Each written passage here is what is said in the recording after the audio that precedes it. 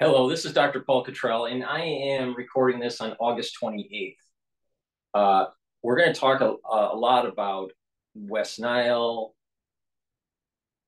Eastern equine encephalitis virus, and what different cities or states are doing in the United States to try to mitigate the issue, and how you need to prepare not only to boost up your immune system, but also how to mitigate the negative effects of the spraying that they're doing in some of the cities or in some of the states. They're spraying in Massachusetts. My understanding is they're spraying in New York. We'll go over it and what you need to do to mitigate some of these problems.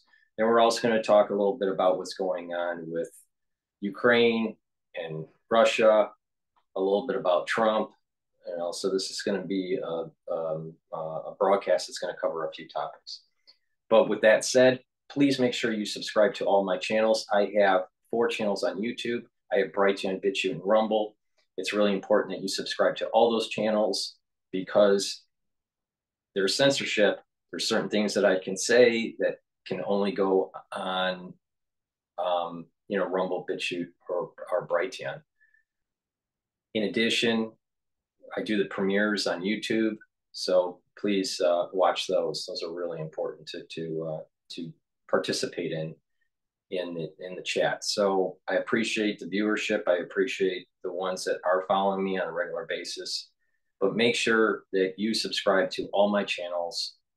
I have 4 channels on YouTube: Brighteon, Bitchute, and Rumble. If you would like to help support my work, because I have thousands of videos for free, you can donate on my website, the-studio-reykjavik.com. The link is in the description of this video. Just click the link. It'll take you to my website, and you can donate through Stripe, PayPal, or buy me a coffee on the homepage at the very bottom. You can also be a paid member to my Patreon channel. That way, you are helping support the news coverage. In addition, higher tiered members on Patreon get access to some of my medical lectures on pulmonology and immunology. With that said, let's start with going over the news and talking about West Nile virus. For the ones that haven't seen it already, I have done a detailed overview of Mpox, what the proteins that are involved in the fusion, the proteins that are involved in shutting down the innate and the adaptive immune system, or the cell-mediated parts of the immune system. So I go into a lot of detail. So please watch the video that I did that is dealing with Mpox, a detailed overview. All right. I think it's about 45 minutes long or so, but it really gives you a good overview of what Mpox is. All right. I probably need to do one for West Nile and probably another one for Eastern equine encephalitis.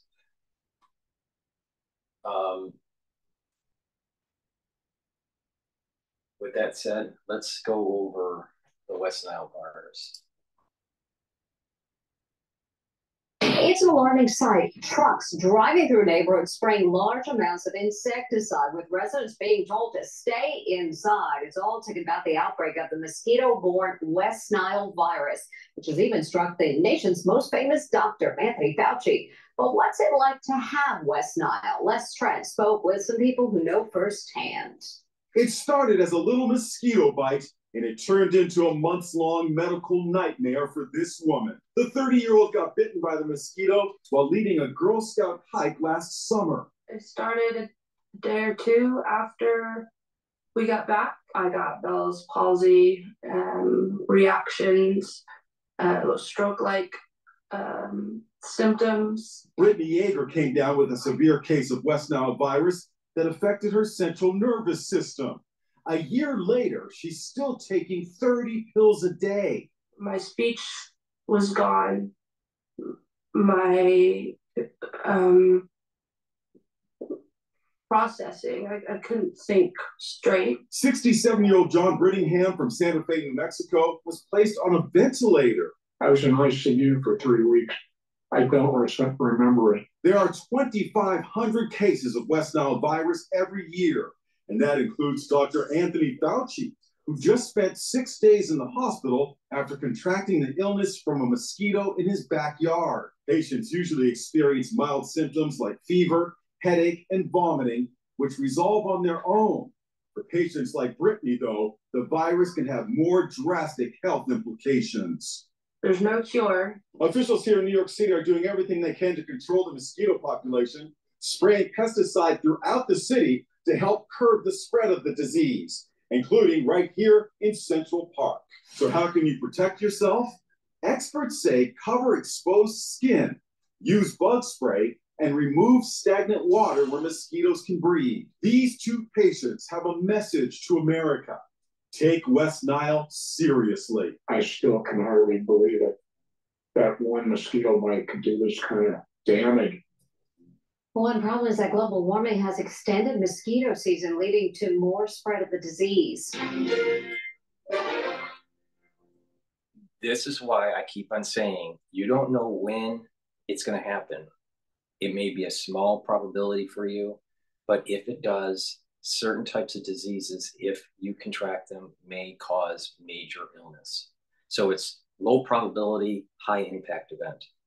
Again, this is part of the reason why I've been covering the crisis since 2020, because it's all about chaos theory. All right. And a lot of people don't pay attention. The ones that have paid attention, I've navigated you the best I can, and you fared relatively well. You need to pay attention on what I have to say about this, because there's two things that you need to worry about. One are the viruses that we're talking about that are low probability but high impact, like West Nile and Triple E. In addition, you need to mitigate the effects of the spraying that these municipalities are doing in your area.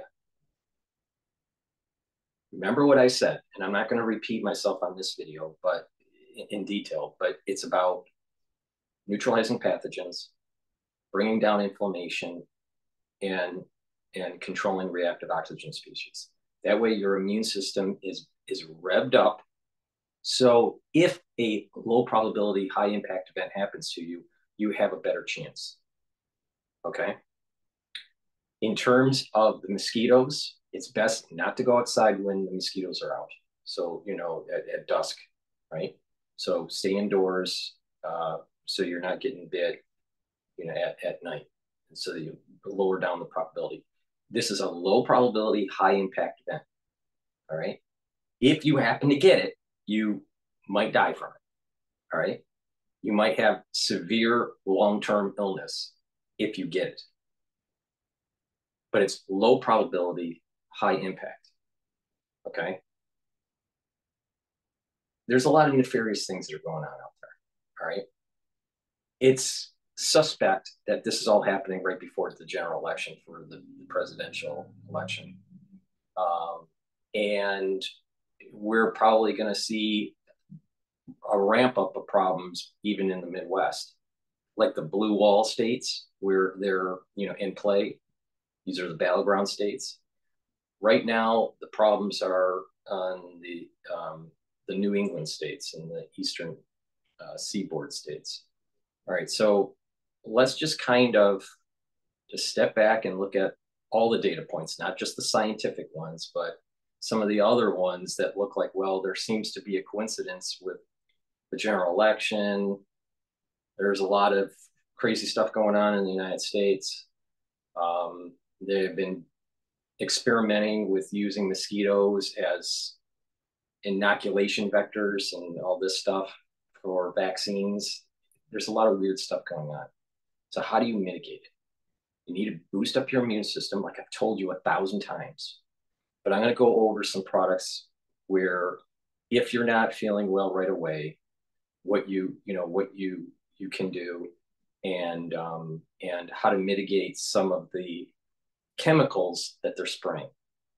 These chemicals not only are to try to kill off the mosquitoes and interrupt their life cycle chain, but when you breathe them in, or you touch a surface that's been sprayed, right? these are toxins. Now, these are toxins that need to be taken out of your body. Now, long-term exposure to these things or a high dose short-term exposure could cause neurological symptoms and other immune type issues. You got to filter this out of your body. So that basically means this. You need to go to my store, the-studio-reykjavik.com, and I have different ways to detoxify your body. One great way to detoxify your body is to get the zeolite. Zeolite is a compound that is a negative compound, a negatively charged compound that will attach to positively charged compounds, toxins, chemicals, and get those chemicals out of your body. When you take the zeolite, it's a dropper, and you just put it underneath your tongue, and it will soak up those toxins in your body, and you excrete them out through your urine in about 6 to 8 hours. All right. So you do this every day, right? And you just detoxify your body. But if you're being exposed to these sprays, you need to be doing this to make sure that you're mitigating the negative effects of these chemicals that they're spraying, because you're going to be breathing it in. And when you breathe these chemicals in, they will get into your bloodstream and affect your body. You may be touching surfaces, a tree or a bush or something, a bench outside or whatever. You may touch something, your car, for example. You may touch something that has these chemicals on it. So you have to be aware with this situation, especially if you have pets. You're going to be walking your pet around, and all of a sudden, you're exposing your pet to those chemicals. You're exposing yourself to those chemicals, and you're bringing them into the house. So you got to be careful with this. All right. These chemicals, long-term exposure, even in small quantities, can do damage to your health. And short-term exposure at high concentrations can do damage to your body. So you need to protect your neurons, and you need to protect your endocrine system. All right. So one great way to do this is to use zeolite. So go to my store, the-studio-reykjavik.com, and get zeolite and use it as a way to detoxify harmful chemicals, toxins, heavy metals out of your body. All right. This is really important. If you're on medication, if you're on medication for whatever, zeolite might soak up your medication and get rid of it quicker. So you have to talk to your doctor before you take zeolite if you are on medication. All right, because the zeolite might take the medication out of your blood, and that might not be good for you if you need your medication. So just keep that in mind. In addition, there are other ways to mitigate some of these problems. All right, irritants. When you're breathing it in, you may get an irritant. So again, we're going into the cold season, so people are going to be exposed to SARS-CoV-2, RSV, influenza, different versions of influenza, potentially other things like mpox and others. Who knows? But the cold season, I think, is going to be problematic for the United States. I don't think it's going to be catastrophic, but I think it'll be problematic. So it's going to be important that the moment you get an irritation during the cold season, or even during the spring, because a lot of people are going to start getting the throat irritation. What you need to do is go to my store, the-studio-reykjavik.com, and get the lozenges or the drops.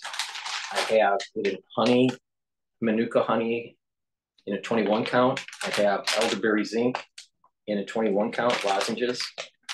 And I also have 3 different versions of drops. I have a cherry drops in a 100 count, honey lemon in a 100 count, and blueberry in a 100 count. All right. So you just take the drops or the lozenges. The moment you feel a irritation, okay? This is with cold season, allergy season, or even during someone spraying in your area, in your neighborhood. Because what happens is that you'll get this irritant, pathogen, antigen, or some sort of chemical irritant in your oral cavity. And if you have a mucosal lining that is disrupted, then that chemical, antigen, or pathogen can get into your system easier if there's a disruption in the barrier, in your epithelial lining barrier, in your mucosal barrier. So what you want to do is use these lozenges, and they'll soak up. You're secreting, and it's neutralizing this chemical. All right. If it's a pathogen, then it's neutralizing the pathogen because of the structural nanosilver. But the secretions are going to surround this chemical, and you're going to swallow it. Right, you're going to swallow it, and it's going to go through your digestive tract. All right. So, but the thing is that you're preventing it from getting into your upper airway, and you're preventing it to getting into your bloodstream through your upper system. Now, the key is that you have a good gut biome. So you need to take a good probiotic. I have 2 probiotics. I have a powder probiotic, and I have a VeggieCap probiotic on my store. So you go to my store, the-studio-reykjavik.com, and get a good probiotic to make sure that your GI tract isn't inflamed and that you have a good gut biome. So when you swallow these things, when you ingest these chemicals, because you're breathing it in and you're swallowing it, that you're reducing the chances of it getting into your inner lining of your gut. If you have a good gut biome and a good mucosal lining in your gut, these chemicals will just pass through your GI tract, right? But you add the probability of it getting into your system if you're breathing it in without using the lozenges, and you're increasing your chances of getting it into your system if you have a bad gut biome, because you're swallowing.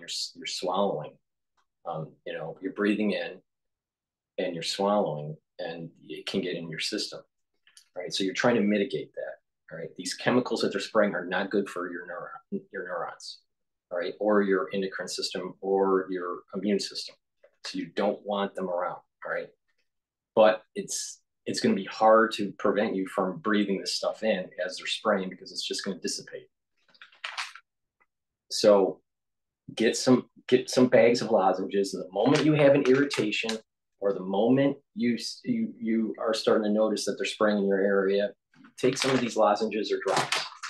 Okay, so you're soaking up some of those chemicals that you're breathing in, and you're just swallowing it down. Right? Like I said, use some of my probiotics to maintain a good gut biome, and it will help to mitigate that. Zeolite, you take the zeolite, assuming you don't have any medications, right? You're not taking any medications. And you take the zeolite and you just detoxify your body from the chemicals that are being sprayed for the West Nile virus, or they're even spraying for EEE. So they're trying to get rid of these mosquitoes. They're going to spray a lot. If this starts to get higher cases, they're going to spray a lot across the country. All right. So you got to be prepared. In addition, the things that I'm telling you are going to help you through the cold season too. So there's a dual purpose here. All right. So, but the key is that if you are in an area and they're spraying, use the lozenges or the drops to mitigate some of that chemical in your throat, and just swallow it. And then as you're using the lozenge, and then take the zeolite. If you're on medication, you need to talk to your doctor before you're on zeolite, because the zeolite might inhibit the medication. All right, because the zeolite is going to try to take those toxins and chemicals out of your body that shouldn't be there. And most allopathic medications are synthetic. So, okay. With that said, please go to my store, the-studio-reykjavik.com. Get the lozenges, get the zeolite. All right. Another way is that the structural nanosilver gel that I have just lightly coat your nostrils. All right. So as you're breathing in, you're creating a barrier. So it's harder for those chemicals that they're spraying to get into your respiratory tract. All right. But the thing here is that you have to mitigate. Don't be outside when they're spraying. Don't be outside at night. Just so you're staying away from the mosquitoes. Of course, keep water out. Keep distilled water away from your house so that you're not breeding. And you're going to need to mitigate these chemicals that they're spraying. The zeolite is going to be a major way to do that. All right. So just pay attention to this. You should detoxify your body because of the stuff that they're spraying for West Nile or Triple E by using zeolite, assuming that you're not on medications and that your doctor, if you are on medications, approves zeolite, because there's some medication that you can't be off. So you might not be able to take zeolite. So the thing is the ones that aren't on medication, you can take with zeolite, there's no problem. All right, so with that said, let's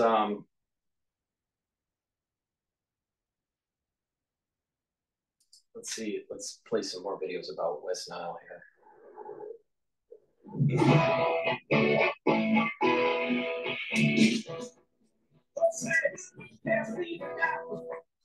This morning, several towns across the Northeast on alert, some even closing outdoor public areas and issuing voluntary curfews to prevent the spread of potentially dangerous mosquito-borne illnesses. The country's well-known infectious disease expert, Dr. Anthony Fauci, hospitalized after contracting West Nile virus.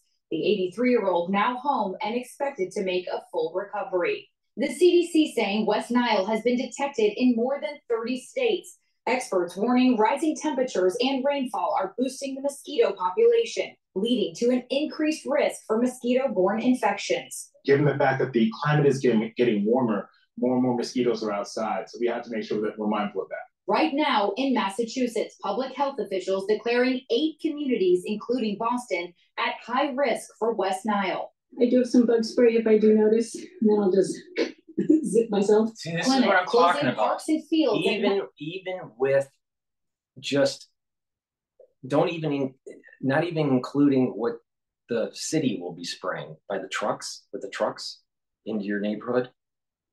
People are using bug spray all over the place now. So there's toxins. These are things that are not good for your pet, not good for your body. So you're going to have to, if you're around people that are spraying constantly, you're breathing that in. You're touching that stuff.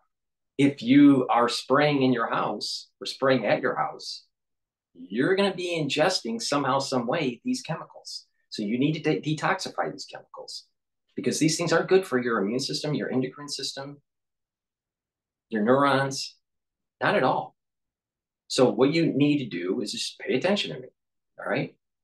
The structural nanosilver gel, just lightly coat your nostrils as a barrier, right? The zeolite to take out those toxins that you're ingesting, assuming that you're not on medication, all right? And that and if you're on medication, you need to talk to your doctor about that, because certain medications you're not going to be able to use if you're going to try to detoxify your body with zeolite. So, but most people are not on medications that are listening. And so if you're not on medications, take the zeolite, detoxify your body. In addition, you're going to need that the moment that you breathe in something and you start to feel an irritation, boom, make sure that you take a lot the structural nanosilver lozenges or the drops right away. So you're reducing the chances of it getting into your system through a poor mucosal lining, because these irritants are going to erode the mucosal lining of your oral tract and your upper respiratory area. All right. So it's really, and you got to make sure that you wash off these damn chemicals, because these things are not good for you. So, this woman is saying, "Oh, I'll just spray bug repellent." Well, you know what? Your endocrine system is going to be trashed. Your immune system is going to get trashed. You're going to have dermatological issues. So, and neurons are going to have problems. All right, that's just the chemicals that they spray, let alone the actual virus. And we heard what could potentially happen. You know, there's neurological problems with West Nile and Tripoli. So it's important to, you know, pay attention to this. Be careful. Be careful. And detoxify your body, because you don't want the long-term side effects of the chemicals in your body disrupting your endocrine system and your neurons. Because when they do that, now think about it. Through September. When they do that, when they spray and you're ingesting it, you're weakening your immune system. So the cold season comes, it's easier for you to contract influenza now, or maybe easier to contract SARS-CoV-2, or maybe easier to contract monkeypox, mpox. If you have a weakened immune system, it's easier for these things to get into your system. On top of, you know, people being fearful of going to the election booth. I mean, there's a lot of weird stuff going on. So just be cognizant of it and mitigate it. Zeolite to filter out those toxins out of your body. The structural nanosilver liquid, structural nanosilver lozenges. The moment you have an irritation in your throat because of this spraying, this crazy spraying, the structural nanosilver gel to lightly coat your nostrils. You can also put that on your skin as a barrier. It's really important. Pay attention.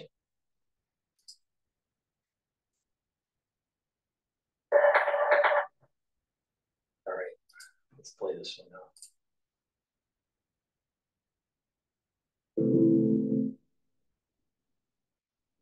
One of the things that's made Lutron different in this space from the beginning is we're able to guarantee performance and quality at a level. This morning, communities across Massachusetts are on high alert after state health officials confirmed the first case of Eastern equine encephalitis in 4 years. The patient, an 80-year-old man in Worcester County. It definitely makes me think about it. I don't know if I wouldn't go out. I'd probably just wear long pants and long sleeves. Triple E is a rare but very serious virus that can cause severe swelling of the brain. Symptoms include fever, headache, vomiting, and behavioral changes. According to the CDC, an estimated 30% of those infected will die, and survivors are often permanently disabled, suffering from long-term neurological problems. We're at a critical time of the year for mosquito-borne illnesses of all kinds, including Triple E, which has a higher risk of leading to hospitalizations and potentially being fatal. Authorities are so concerned, they've announced plans to spray pesticides from airplanes and trucks across more than a dozen high-risk communities. And several towns have either announced park closures or voluntary curfews, recommending residents limit activity outdoors from dusk until dawn, when mosquitoes are most active. I think it's absolutely ludicrous. The safety precautions risk disrupting youth sports just as the school year is getting underway. This basically shuts our season down from day one. It comes as West Nile virus continues its menacing march across much of the U.S., with 33 states reporting. That's why I keep on saying you have to filter out the toxins out of your body through zeolite when they spray in your area, because it's going to lower your immune system, create an endocrine disruption. All right. It's going to cause problems, neurological problems. You need to get this gel, the structural nanosilver gel on my store, lightly coat your nostrils. So it's reducing the chances of ingesting it through inhalation, right? And maintaining that barrier, maintaining a barrier, putting it on your skin, creating a barrier. All right, so you're just keeping the chemicals off your body because there's creating this gel barrier, but it also is somewhat protecting you from these bug bites. All right, from the mosquito. I don't think it's I don't think that there's any research that shows that structural nanosilver prevents a mosquito bite, but the thing is that the structural nanosilver, it does neutralize pathogens. So if a piercing does take place in the skin, you're reducing the chances of some sort of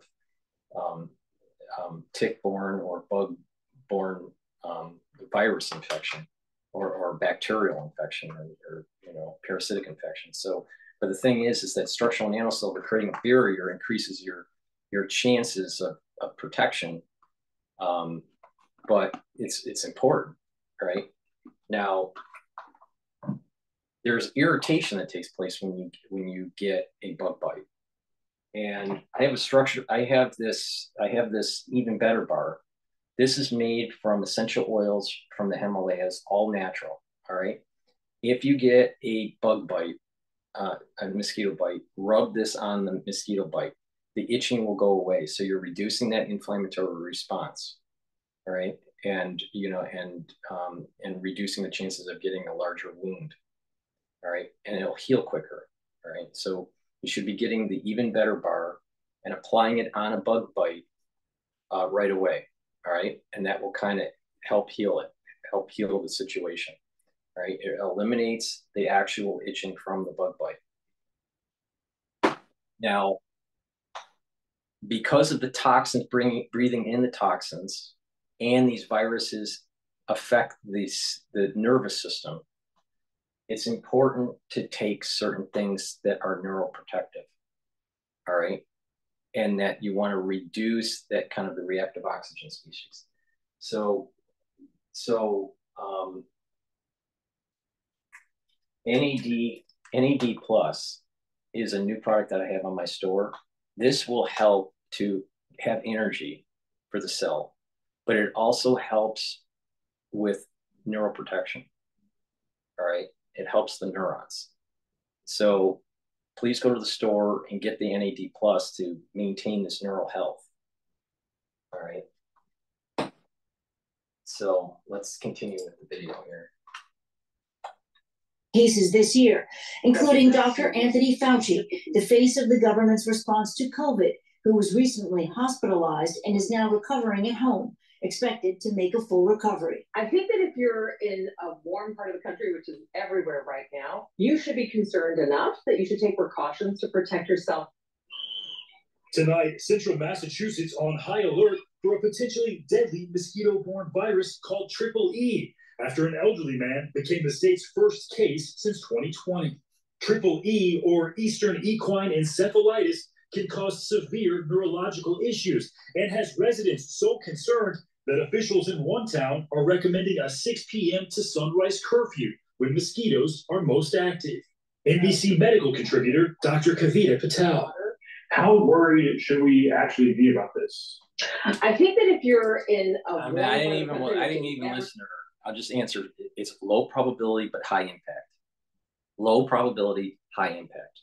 If you get Triple E, you have a problem. All right, but it's low probability. Right now, you should be concerned enough that you should take precautions to protect yourself. That includes West Nile virus, now reported in 33 states. One of those cases, infectious disease expert Dr. Anthony Fauci, recently hospitalized with the virus. It feels like we're seeing more mosquitoes, but are there actually more mosquitoes out? We are seeing higher mosquito activity than in summers past, but that's because we are seeing longer and more protracted summer seasons. So how can you keep safe? Apply insect repellent, wear protective clothing, and drain standing water outdoors. Okay, so draining the water outdoors so they can't breed, great idea. Cover your, full body cover for your clothing, right? Good idea, right? But this insect repellent is toxic to your body, to your pets. The stuff that they're going to be spraying in your community is toxic. All right, it's going to affect your endocrine system, and it's going to affect your nervous system. And this is why I keep on saying you need to kind of protect your body. You boost up your immune system, boost up your endocrine system, and boost up your neural health. All right, because high dose in a short amount of time can do damage to your body with these chemicals that they're spraying. Also, low dose, over a long period of time can also affect your body. All right. That's why you need to detoxify this stuff out of your body with a zeolite. Detoxify this stuff out of your body with the NAC. The NAC is an antioxidant and also helps to detoxify your cells. So the NAC is really important to take. All right. So, and by doing that, by taking things that are an antioxidant and help to detoxify the body like NAC, then you're going to be improving your immune system. NAD plus, like I said before, helps to boost up the energy of your cell, but it also repairs your damage to your DNA. Well, these chemicals are going to be damaging your DNA, and these chemicals are going to be damaging and putting stress on the cell.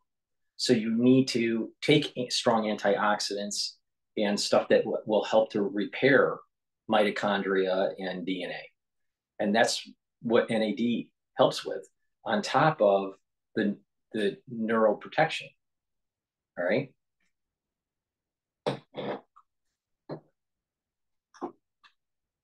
So just these chemicals are a problem on top of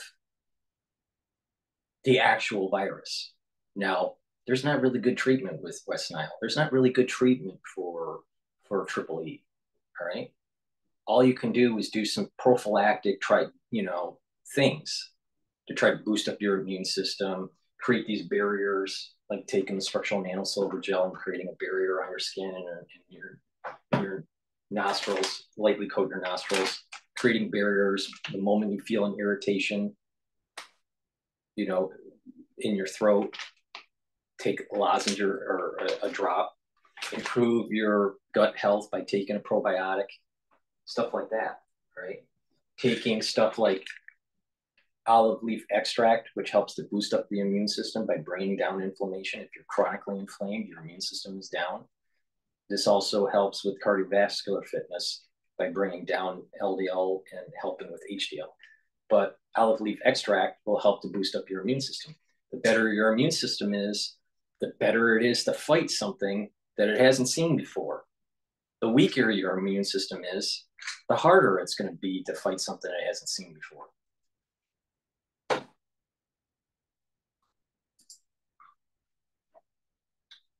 Concerns as summer winds down.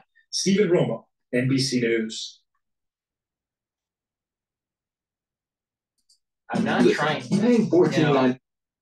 I'm trying to teach people that you can take charge somewhat of the things that are going on in your life. And in this part of the video, it's all about how to get those chemicals out of your body that people are spraying around you, especially the municipality, and how to try to mitigate insect-borne pathogens.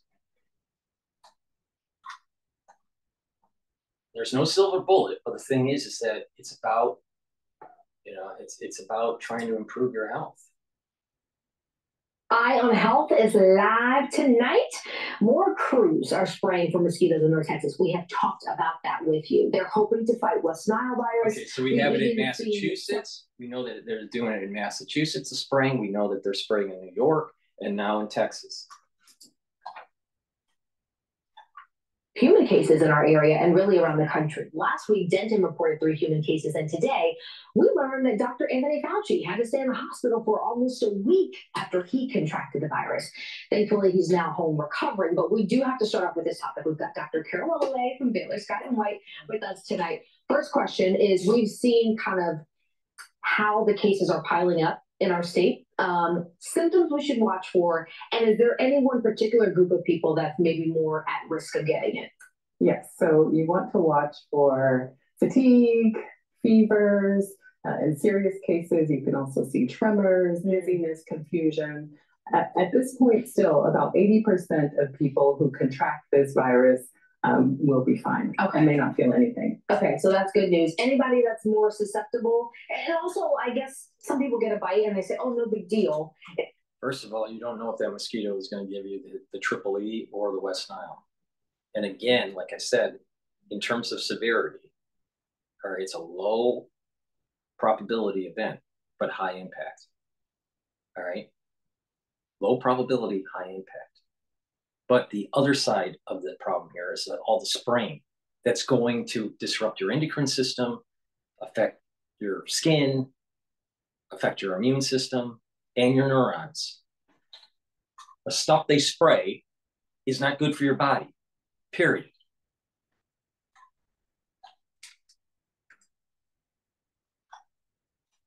Anything to look for on the actual bite that may be a sign that this is West Nile? Unfortunately not. Okay, hardest part about it, right? Yes. See it. Yes. And we're more concerned about those with low immune systems, elderly, people taking medications. This is the reason why I keep on saying it's all about making sure that your immune system is boosted up.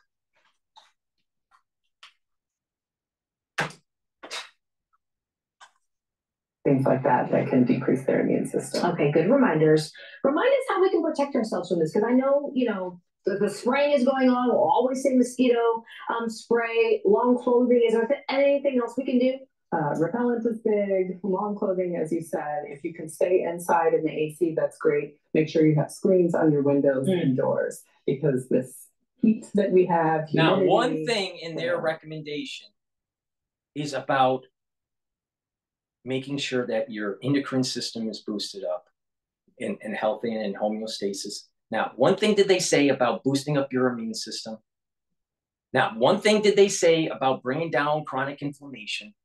Because trust me on this, I know what I'm talking about. Chronic inflammation is going to reduce your immune system. People that have stress in their cells and have high reactive oxygen species are going to bring down their immune system. That's why you need to take strong antioxidants. You need to improve your endocrine system with that proper diet, proper exercise, and proper supplementation. I told you a great way to do that is taking the turmerics and the ashwagandhas and the lignans.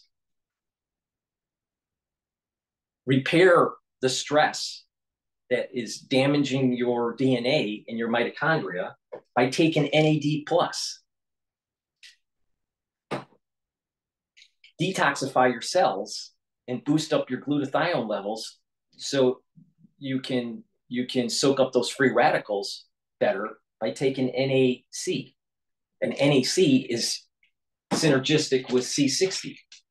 C60 is really strong as an antioxidant. It soaks up those free radicals. So it's reducing the cellular stress and helps to improve your mitochondrial health, so you have energy that will be needed for your immune system and your endocrine system. So go to the store, the-studio-reykjavik.com, and get the C60. I have it in extra virgin olive oil. I have it in MCT coconut oil. And I also have it in avocado oil. C60 is a buckyball. It's a molecule that is 60 carbons. It is dissolved in an oil, in avocado or extra virgin olive oil or in coconut oil, because it's lipid soluble. And the C60 will soak up those free radicals in the body. These chemicals that they're spraying are going to create a lot of free radicals in your cells. You need to soak those up, or you're going to have cellular damage. So take the C60. And synergistically, you're taking the NAC to help to detoxify those cells and to boost up your glutathione levels, right? And that's an antioxidant. And this will help with neural health. The NAD plus helps to boost up the energy levels. Really important, but it's gonna help with DNA repair. You think your cells are gonna work really well with DNA problems with damage, DNA damage? No, they don't. See, these recommendations here are only first level. But if you want second or third level on how to mitigate the problems of the spraying and how and try to reduce the high impact event if you do get a particular mosquito bite, you got to be listening to what I'm saying to do. Because these people, I'm telling you, the people that are in the news, that are the celebrity docs, they don't know what the fuck they're talking about. They only do first level. They only do drain the water away from your house. Wear long clothing. Don't be outside during the mosquitoes at night, and use bug repellent. They don't tell you how to detoxify the bug repellent. They don't tell you how bad the bug repellent that they're spraying in your city with these trucks that go by, how bad that is for your neurons, for your endocrine system, for your immune system, for your skin. No, they don't do that. Shit. Wetness of the spring, all of that is what they like. Yeah, we don't like that. Standing water too, right? No standing water. Okay. Another hot headline that you're getting a double whammy here that we want to talk about. This is from a study in the Netherlands. It's about high blood pressure. Yeah. Can you talk to us about how the study is linking blood pressure and migraines in women specifically? Yes. So this study, they looked at 7,000 men and women, average age around 67 years old, and they found a link between diastolic blood pressure.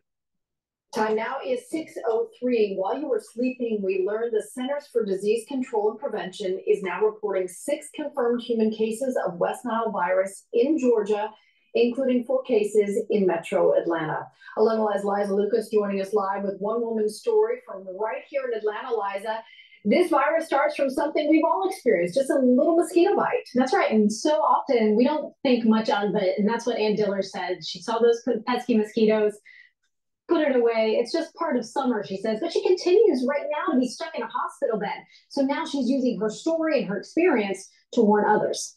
The whole thing is just completely crazy. I get bit by mosquitoes constantly in the summer, my whole life.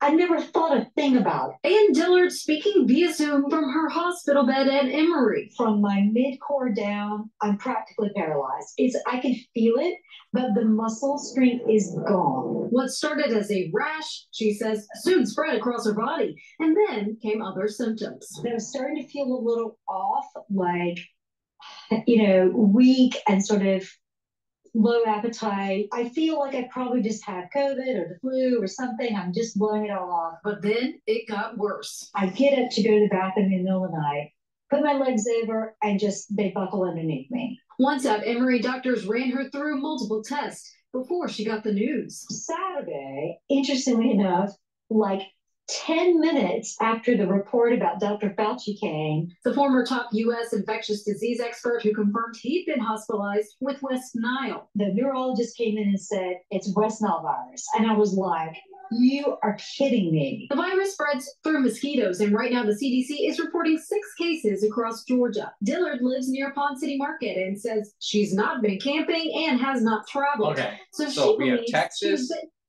Texas, Atlanta, Georgia, we have New York, Massachusetts.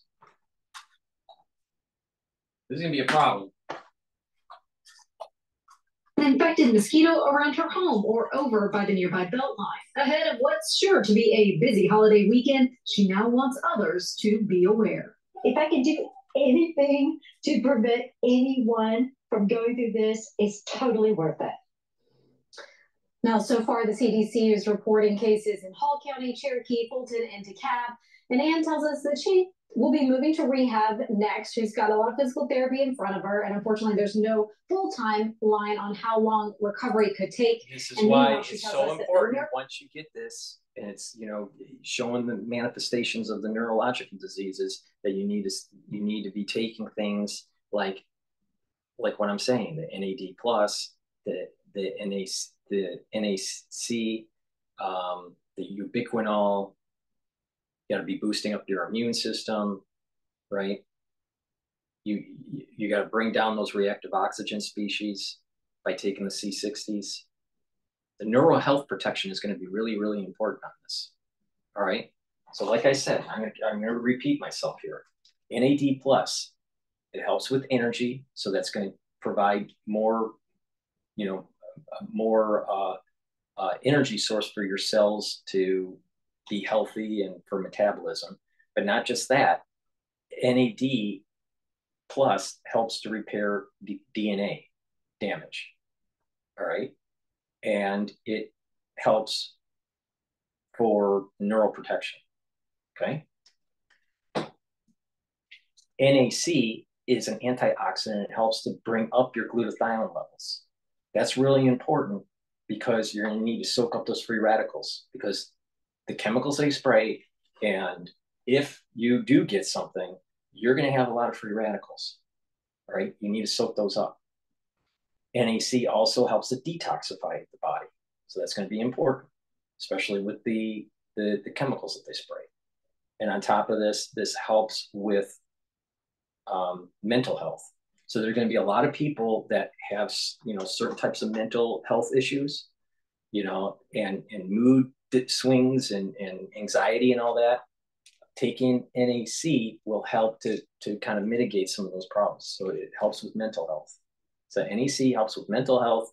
It helps with bringing up your glutathione levels. It's a strong antioxidant, and it helps to detoxify the body.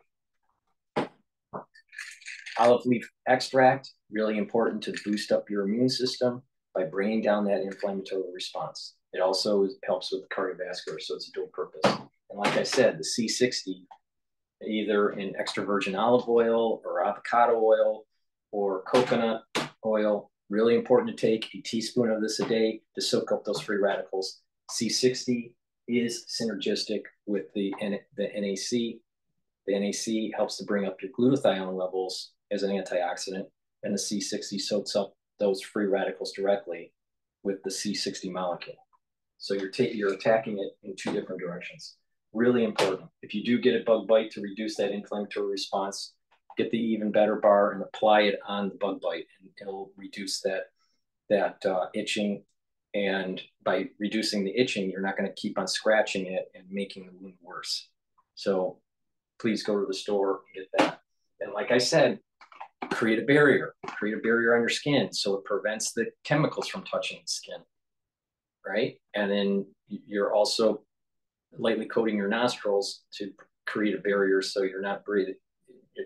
You're protecting that epithelial lining in your nostrils. So when these chemicals that you're breathing in, they don't get into your system as easily. So that's really important. The moment you feel an irritation in your throat, because we're going into the cold season, right? The moment you get an irritation in your throat from the chemicals they spray or from the cold season, use the lozenges or the drops. Really important, and you'll mitigate it right away, right? And you're neutralizing that reaction. And hopefully, what happens is that it keeps it at bay, and it doesn't make it worse. It doesn't. The chemical that you're breathing in, if it creates a lot of irritation, it's going to create a lot of disruption on that membrane. So you're going to be weakening your innate immune system. You don't want that. So you want to maintain that barrier. And these lozenges and drops will help you maintain that barrier. So, and again, I have it in Manuka honey for the lozenges, elderberry and zinc for the lozenges, honey and lemon for the drops in the 100 count, cherry drops in the 100 count, and blueberry drops in the 100 count. I know it sounds like an infomercial, but it works. This thing that I'm telling you works. Just do it. Take the C60, strong antioxidant. Take the drops or lozenges to mitigate the irritation in your throat, to maintain the barrier that you need. Take the even better bar and apply it to the bug bite to reduce the wound, because people that have a bug bite and they're scratching it will make it worse. C60 is a strong antioxidant, so it'll soak up those free radicals from the chemicals that you breathe and the free radicals that are formed when you get infected. Olive leaf extract boosts up your immune system, also helps with your cardiovascular system. The NAD+, really important to help to heal your DNA damage from the chemicals or from the infection. It will help to improve your energy levels and help as a brain health, to help with brain health. NAC, it's a strong antioxidant. It boosts up your glutathione levels, so it'll soak up those free radicals. It's synergistic with C60. And it also helps to detoxify the cell, and it will help with mental health. It'll improve your mental health.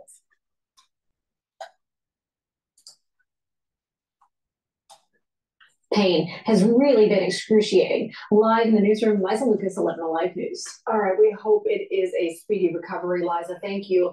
The best way for you to avoid getting West Nile virus is to prevent mosquito bites. Experts recommend bug spray. Make sure the screens on your windows are intact. Wear long sleeves when you can.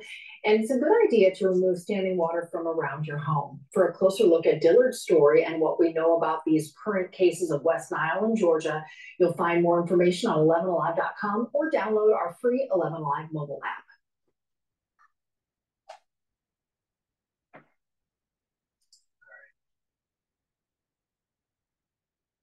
This one is. Oh, wow. She's been looking for an insight in that data forever.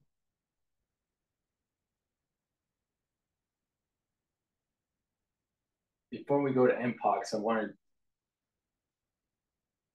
was one more video I saw that I wanted to play. Time now is 6:03. While you were sleeping, this one's in Philadelphia. It's not unheard of, but a rare and potentially deadly mosquito-borne virus has prompted nearly a dozen U.S. towns to close the public parks at night and restrict outdoor activities. This virus spreads through infected mosquito bites, with 1 of 3 confirmed U.S. cases now in Atlantic County, New Jersey. This comes as West Nile virus cases have emerged, including in Camden County. Action News anchor John Paul joins us now live with what you need to know, as well as how you can protect yourself. John. Yeah, sure. So you're talking about Eastern equine encephalitis. That's what it's known as. And it was just found in New Jersey, also in parts of Massachusetts. Also, West Nile virus has been found throughout the viewing area. Both of these diseases have the potential to be deadly. These are very dangerous. That's why places like the Bucks County Health Department, they're trying to get ahead of this. They're targeting areas and treating for mosquitoes. All mosquito technicians throughout Pennsylvania carry one of these. The mosquito control coordinator at the Bucks County Department of Health is on the hunt for tiny insects causing big problems. If there was West Nile present in a mosquito, we know about it in Bucks County. In fact, West Nile has already been discovered in mosquitoes all across the area, thanks to an aggressive testing campaign. The mosquitoes lay their eggs on the surface of the water. These traps set out to capture mosquitoes. The specimens are then shipped off to a state lab for testing. Infected mosquitoes have been found in nearly every county in Pennsylvania. The amount of West Nile activity that we've seen has been relatively high this year compared to, say, Pennsylvania is a battleground state. See what I mean? You got to zoom out and don't just look at the science data points, but also some of the other metadata points, right? And then come to a conclusion. And I'm telling you, there's something going on that is trying to circumvent the general election. On top of, you got to worry about the chemicals that they're spraying, and you have to worry about the actual virus that's spread by the mosquito. So there's 3 things that are going on here. They're only telling you about the mosquitoes and what they carry, and stay away. Make sure that water is away from your household, and wear long sleeves. Don't be outside when the mosquitoes are. Wear bug repellent. But they don't tell you that the bug repellent is actually really bad for you. They don't tell you that what they're spraying in your area is really bad for you.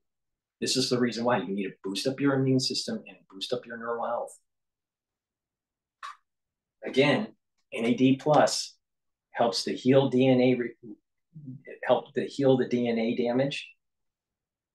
It'll help with boosting up your energy levels, and it will help with brain function.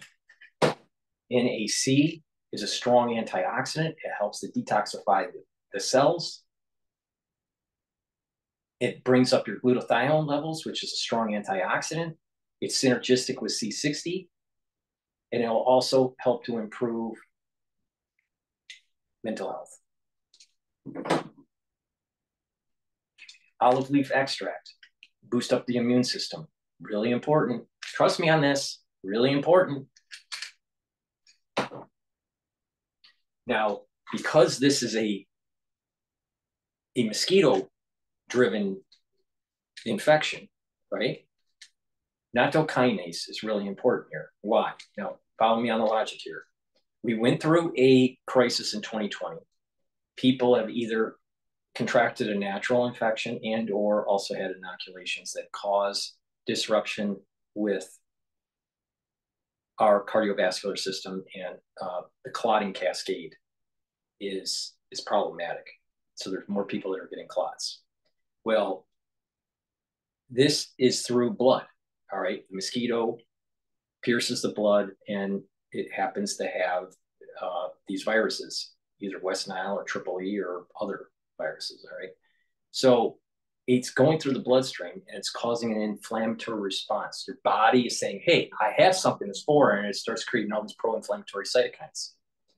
In the cardiovascular system, that may trigger clotting because of the inflammatory response that's being elicited, all right? Depends on the level of the infection and the health of the individual, and yada, yada, yada, right? Nattokinase helps to break up those clots. So you should be taking nattokinase prophylactically just in case you do get something, to prevent a potentiality cascade that's creating clots. So take the nattokinase. It is fibrinolytic, and it'll help to break up the clots. I also have the digestive enzyme complex on my store that also is proteolytic and fibrinolytic to help with removal of clots. In addition, at higher doses, the nattokinase can also help with your cardiovascular health by lowering the LDL levels and increasing your HDL levels. When you do that, you're actually reducing the chances of building up plaques, because you need LDL oxidized to make foam cells to create plaque. So if you have less LDL and you have less stress, and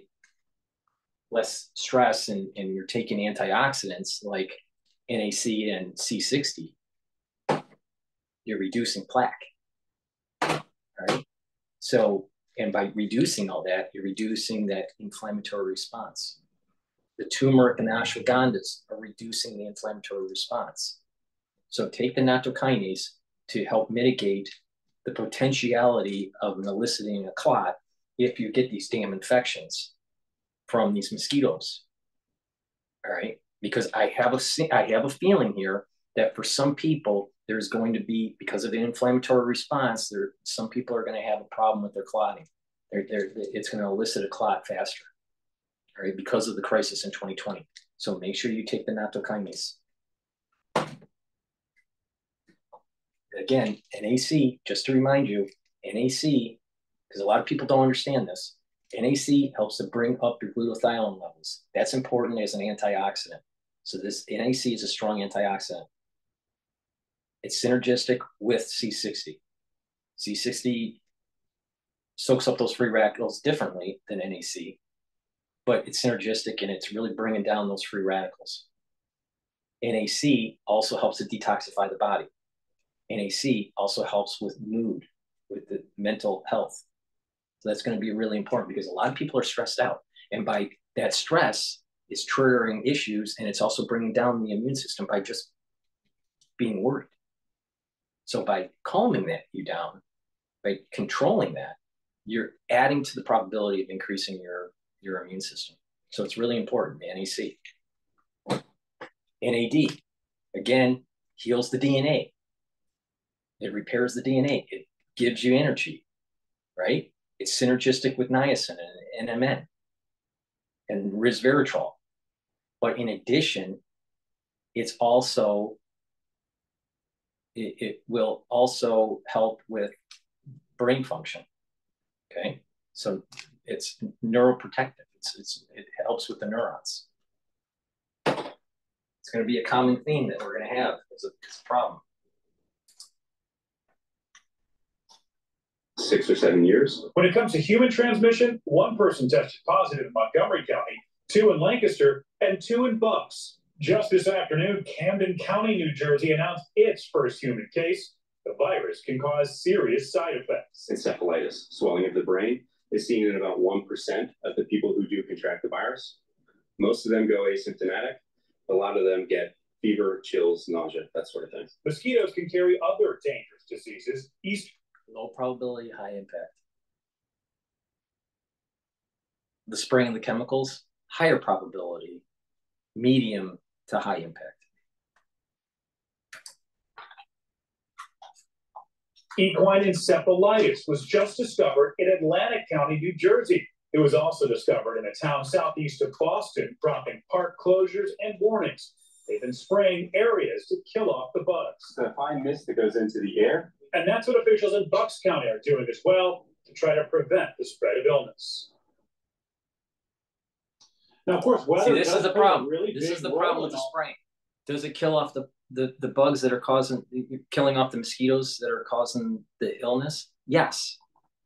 But these chemicals also affect your immune system. These chemicals affect your respiratory system. These chemicals affect your endocrine system. These chemicals affect your neurons. So you are being attacked 2 ways, by a mosquito that has West Nile or Triple E, and you also are being attacked by the chemicals that are trying to kill off the mosquito. This is why it's so important to detoxify your body with the zeolite. This is why it's so important to detoxify your body with the NAC and to reduce those free radicals that are being built up by either the infection or from the chemicals that they're spraying, because this boosts up your glutathione levels and it'll help to bring down those free radicals. C60, either extra virgin olive oil, avocado oil, right? Avocado oil, extra virgin olive oil, or MCT coconut oil. The C60 is going to soak up those free radicals in a different way. It's very potent. Take a teaspoon of it a day. Because the infection and the chemicals that they're spraying are going to cause free radicals.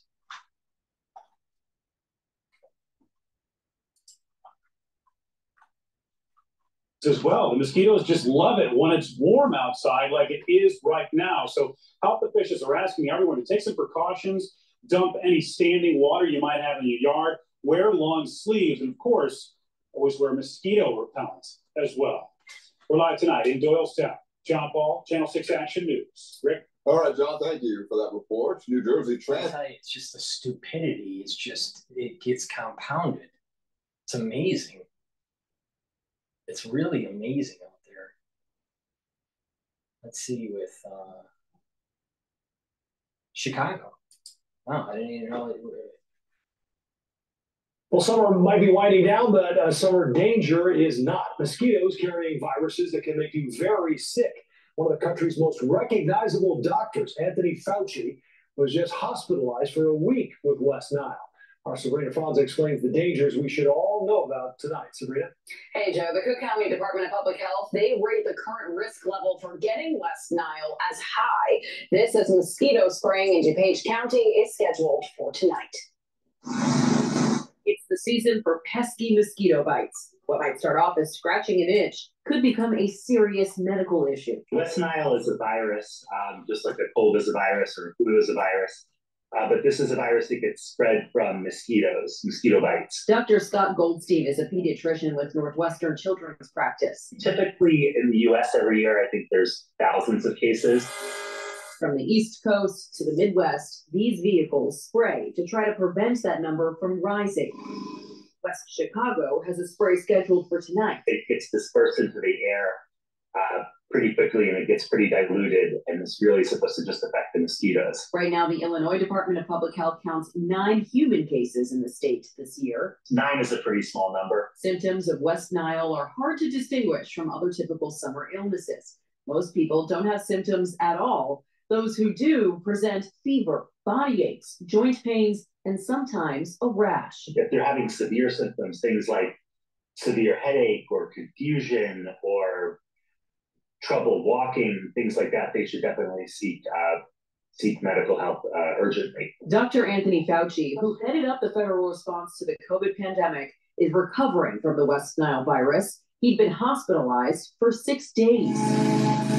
The Chicago Department of Public Health compared the data from their last reported outbreak in 2012 to the rates in 2024 so far, concluding that though they say the risk is high, the numbers do not compare to what the county saw over 10 years ago. West Nile virus cannot be passed from human to human. Experts say symptoms, if any, can last a few days to a couple of weeks. They recommend using insect repellent, wearing loose clothes, and staying away from pools of water at dusk and dawn to minimize risk. Joe? Thanks, Sabrina. All right. So it's not human to human transmission, just bug, from mosquito to human. Okay. Problem, because there's a lot of mosquitoes out there. But the spraying weakens the immune system. That will be a cascade event for other infections during the cold season. So the mpox could maybe take hold easier. RSV may take hold easier. Influenza may take hold easier. SARS-CoV-2 may take hold easier. Now, do you see the problem? There's a cascade event. See, this is where people need to just step away and stop looking at the silo and just West Nile, but look at it in the totality of a weakened immune system in society because of the aftershock of 2020.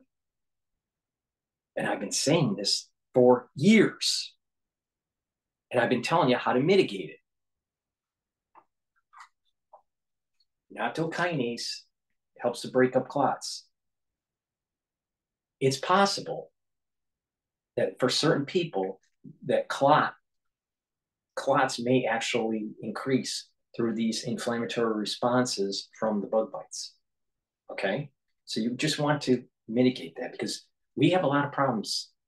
Our immune systems are trashed. We have issues with clotting, and our cardiovascular system is trashed. So we need to improve. We need to, find ways to improve it. All right. Nattokinase helps to break up clots. My digestive enzyme complex helps to break up clots. They're proteolytic also, the digestive enzymes. And in addition, taking nattokinase in higher doses will help to bring down the LDL levels and help to raise up your HDL levels for your lipid profile. That means that your cardiovascular system is getting healthier. And you're reducing the chances of building up plaques. And by having less LDL, you have less chance of building up foam cells. And that's built up through an inflammatory response because LDL gets oxidized and gets eaten up by macrophages and turns into foam cells. That's what creates the plaque. All right, so this helps with your cardiovascular health, but it also helps with mitigating clots. Right, and I have a feeling that what's going to happen is if a lot of people are getting bug bites this year, that this may create a cascade, an inflammatory response within your vascular system that may cause these, some sort of microclotting issue. All right. Again, NAD+. A lot of people don't know about it, so that's why I keep on repeating myself. NAD+ helps heal damaged DNA, right? It repairs DNA. It helps with boosting up the energy of the cells, and it helps with mental health, all right? Really important. I'm sorry.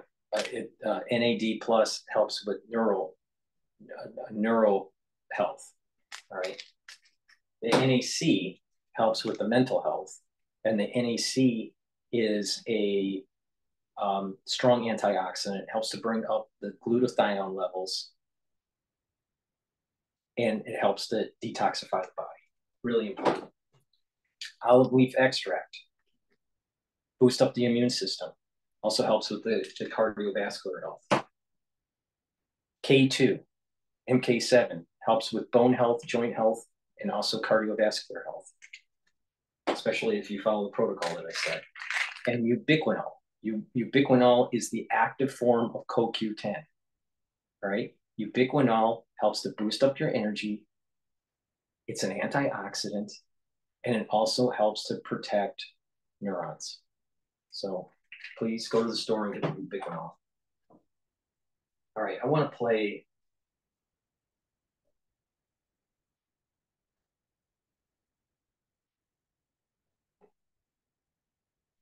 I want to play a longer video on West Nile. Let's see, share the definitions.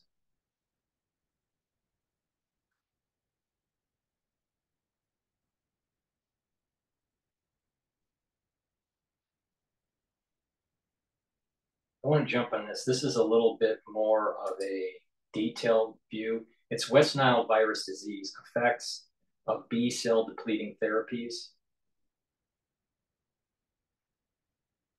That might be a little bit too.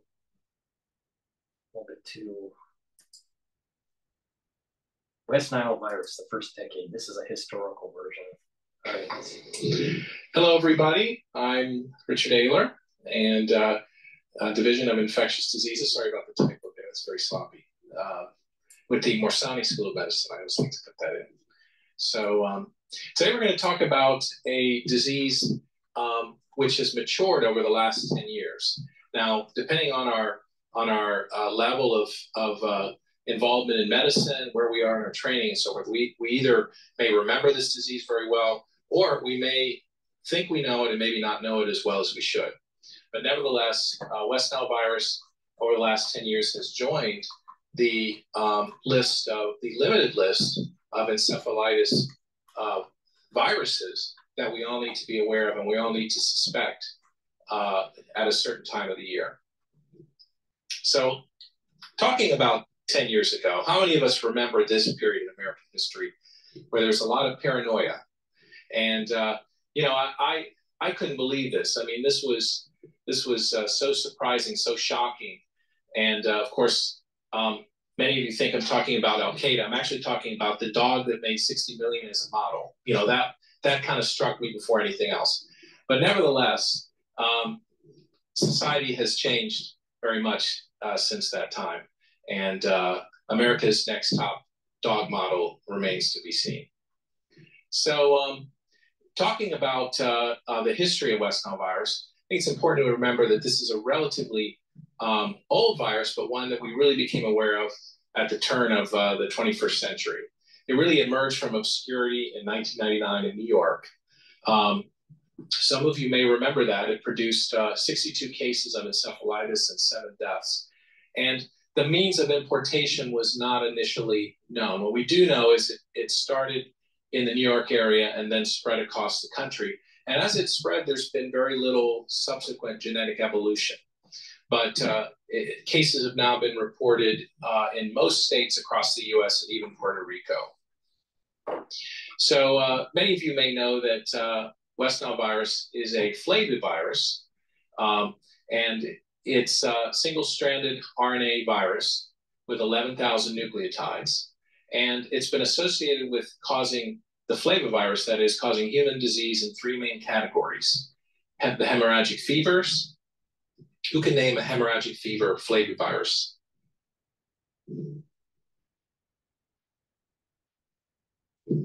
Dengue fever, right? So dengue is a flavivirus that causes yellow fever as well. Encephalitis viruses, such as Japanese encephalitis virus and St. Louis encephalitis virus. And then it's also a cause of febrile illness, and West Nile virus can cause a febrile syndrome. There are 3 phylogenetic clusters that these viruses are categorized under: those with no known vector, those that are tick-borne, and those that are mosquito-borne. And among the mosquito-borne ones include several of the common encephalitis viruses that we all know, like Japanese encephalitis, St. Louis, and West Nile virus. Now, humans are not an amplifying host. Primarily, this is seen among bird viruses. And so we're incidental hosts. We're unfortunate bystanders who get exposed. Now, West Nile virus was called West Nile virus because it was found in the blood of a febrile woman in the West Nile district of Uganda in 1937. And up until recently, it was a well-characterized virus associated with not just humans, but also birds and other vertebrate animals, mostly in Asia, Eastern Europe, and Africa. And interestingly, if you pull up this reference, which I list the reference on the bottom, it was actually thought to be a promising cancer therapy in the 50s. But when they utilized West Nile virus infection, what was interesting is the encephalitis rate was quite high, which probably made it a poor cancer therapy, 11%. And patients had a lot of neurologic symptoms and prolonged viremia. And what was interesting was the virus was noted to have persisted longer in the organs than in the serum. So this is a virus that tends to disseminate in a widespread fashion, and its presence can persist in the peripheral organ tissue, including the brain, for a prolonged period of time. So before 1994, it caused these sporadic cases of febrile illness and neurologic complications mostly in Africa and Eurasia. I've listed several places, including Israel, where there were multiple outbreaks. There was a notable outbreak in 1957 that had many cases of CNS disease. South Africa in 1974.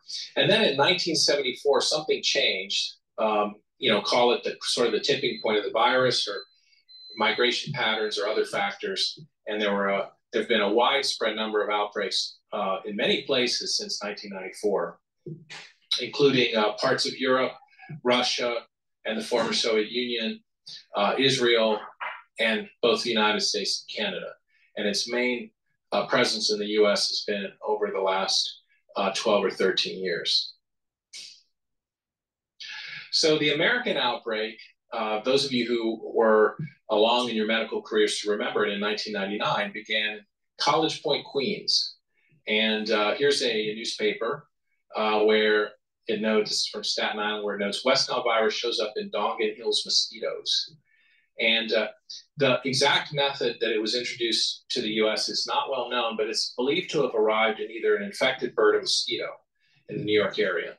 It then caused this outbreak in the New York area, and later spreading to New Jersey and Connecticut.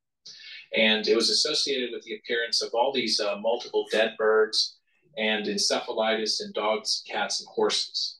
And by the end of the 2001, there were 149 West Nile virus infections, including 18 deaths.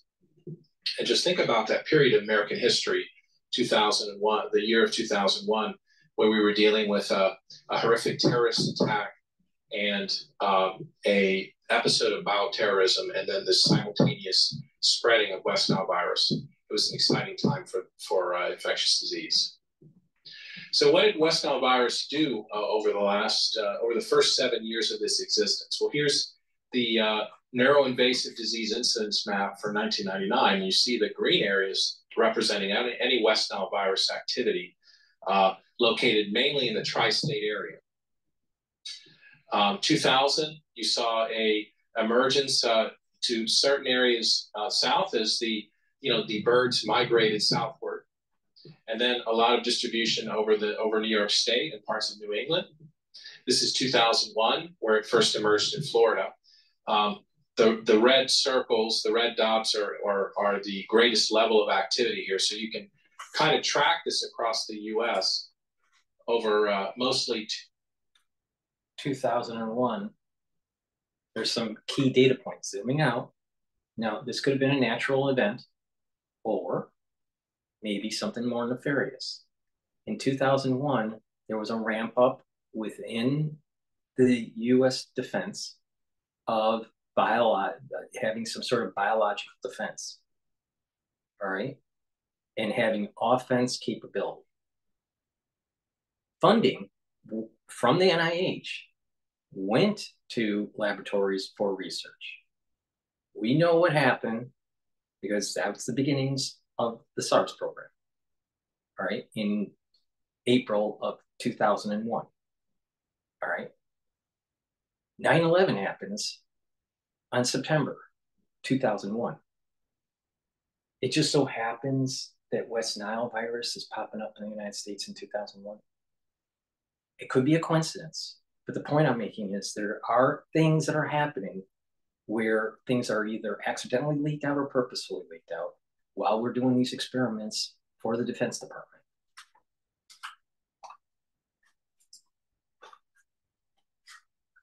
In 2003. 2003, we saw a great predominance of cases in the Midwest. And as time went on, you saw the disease peak in the Midwest and then become more prevalent along the coasts. So this is West Nile virus activity in 2011 during last year's season. And human disease cases are in the boldest green color. And as you can see, there were a couple of cases in Southeast Florida, and then non-human activity along our coast of West Central Florida. And so how does the CDC keep track of West Nile virus as well as other encephalitis viruses? Well, they have this thing called ArboNet, and if you go on the CDC website, you'll see that the CDC conducts this active surveillance using this tool. And they've done so over the last 12 years. And it combines reports from human medicine, veterinary medicine, and their national surveillance system. But because West Nile virus is relatively a challenge to diagnose, you have to suspect it and you have to send the appropriate serology. It's not likely overreported, it's more likely to be underreported. And so you can log on to the Florida, the Department of Health for Florida, and you can look at their week-by-week surveillance system for encephalitis disease in sentinel animals. And sentinel animals are usually chicken sources, but they can also be horses as well. So far over the entire history of West Nile virus in the US, there have been almost 29,000 confirmed and probable cases. And about 41% of these cases have involved the more serious form, which is neuroinvasive disease with West Nile. So as I spoke about a moment ago, West Nile virus has this transmission cycle that mainly involves bird reservoir hosts. And mostly these are what are known as passerine birds, like crows and blue jays, those sorts of birds.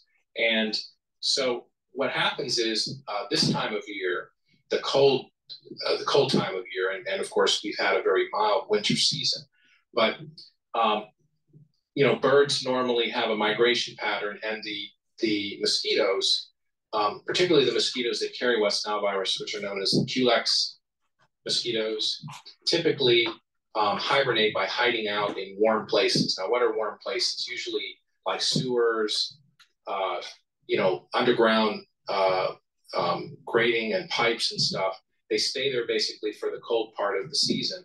And then when the temperature warms up, all these mosquitoes come out. And we know that mosquito populations can be affected by a number of things. You know, typically the level of rainfall, standing water, and also the ability of state and local health departments to control the mosquito population. So all that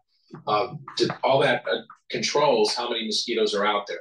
So once the warm time of the year comes up, the Culex mosquitoes come out of their hibernation, and they attack mostly birds. And then the birds carry West Nile virus. Some of them have persistent viremia, and they're bitten by other mosquitoes, and the pattern continues.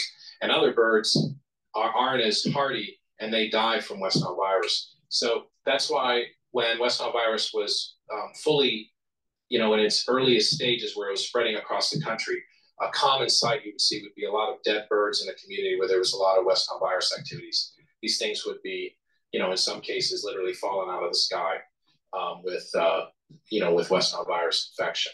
So if this young lady here on the upper right happens to be out and gets bitten by a Culex mosquito infected with West Nile virus, she will become an incidental host. And the same is true with other animals like horses. So as I say here, the major mosquito vectors are in the north, it's Culex pipiens. Here in the south, it's Pipiens quinque fasciatus.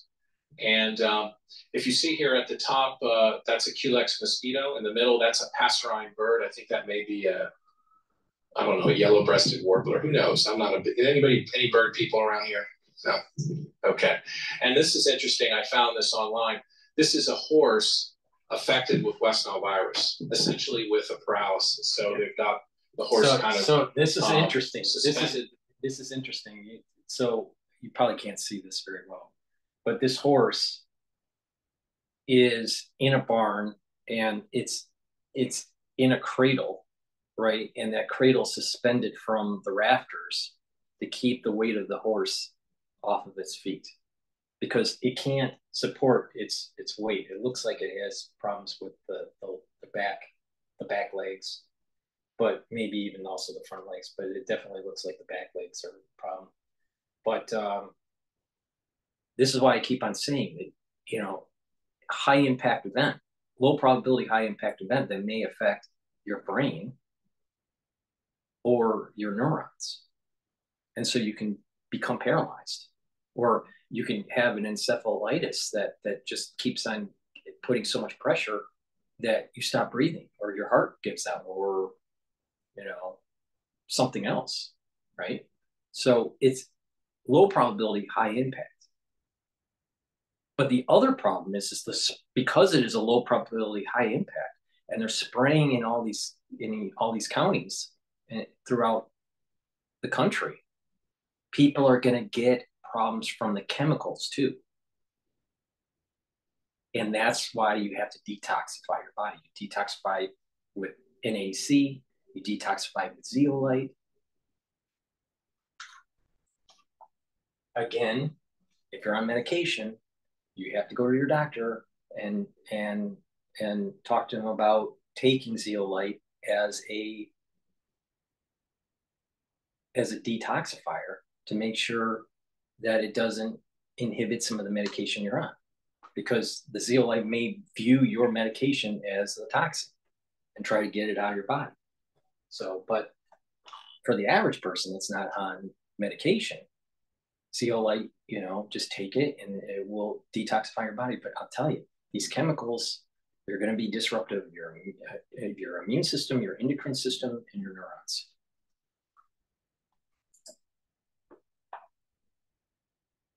From a brace, because the horse is unable to carry its own weight as a result of a neurological disease. Now, you can get West Nile virus not just from mosquito bites. You can also get it from other ways. What are some other incidental ways? This might be a board question.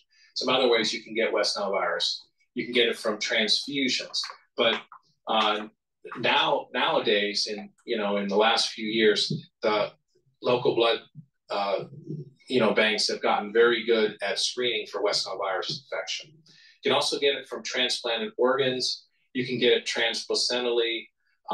There are other modes as well. Anything that involves basically exposure to blood can transmit West Nile virus. You can also get it from transplanted organs. I think there was a case of a corneal transplant where someone was exposed, things like that. So what are the major clinical syndromes associated with West Nile virus? And I'll make it simple here. There are three syndromes. Syndrome number one is you're asymptomatic. And that's the majority of cases. About 3/4 of West Nile virus exposures are asymptomatic.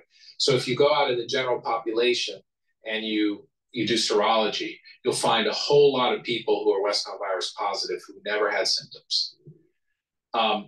Approximately 25% have a febrile illness. So this may be somebody who in September, October comes down with a fever. Maybe they had a lot of outdoor exposure and the disease runs its course. Generally speaking, it may be accompanied with a rash. We'll talk about it in a second.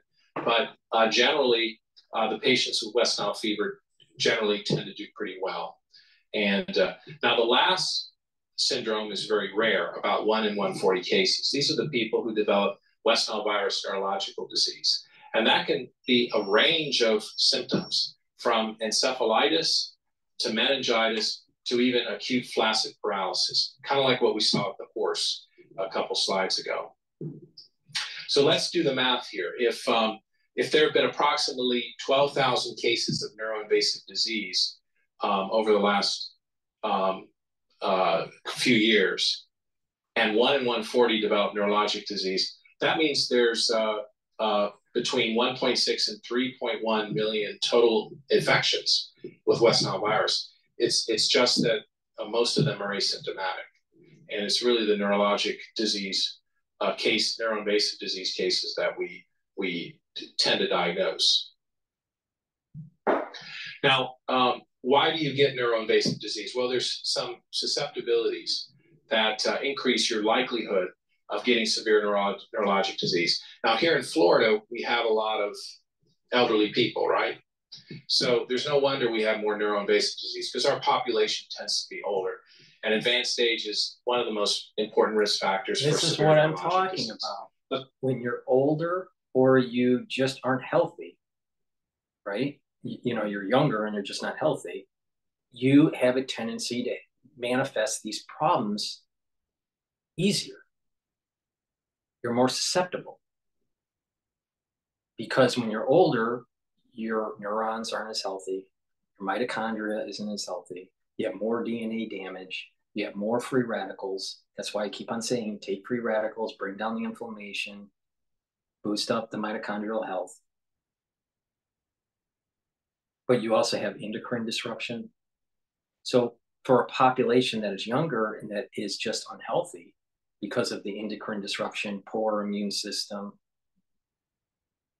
that aging is faster.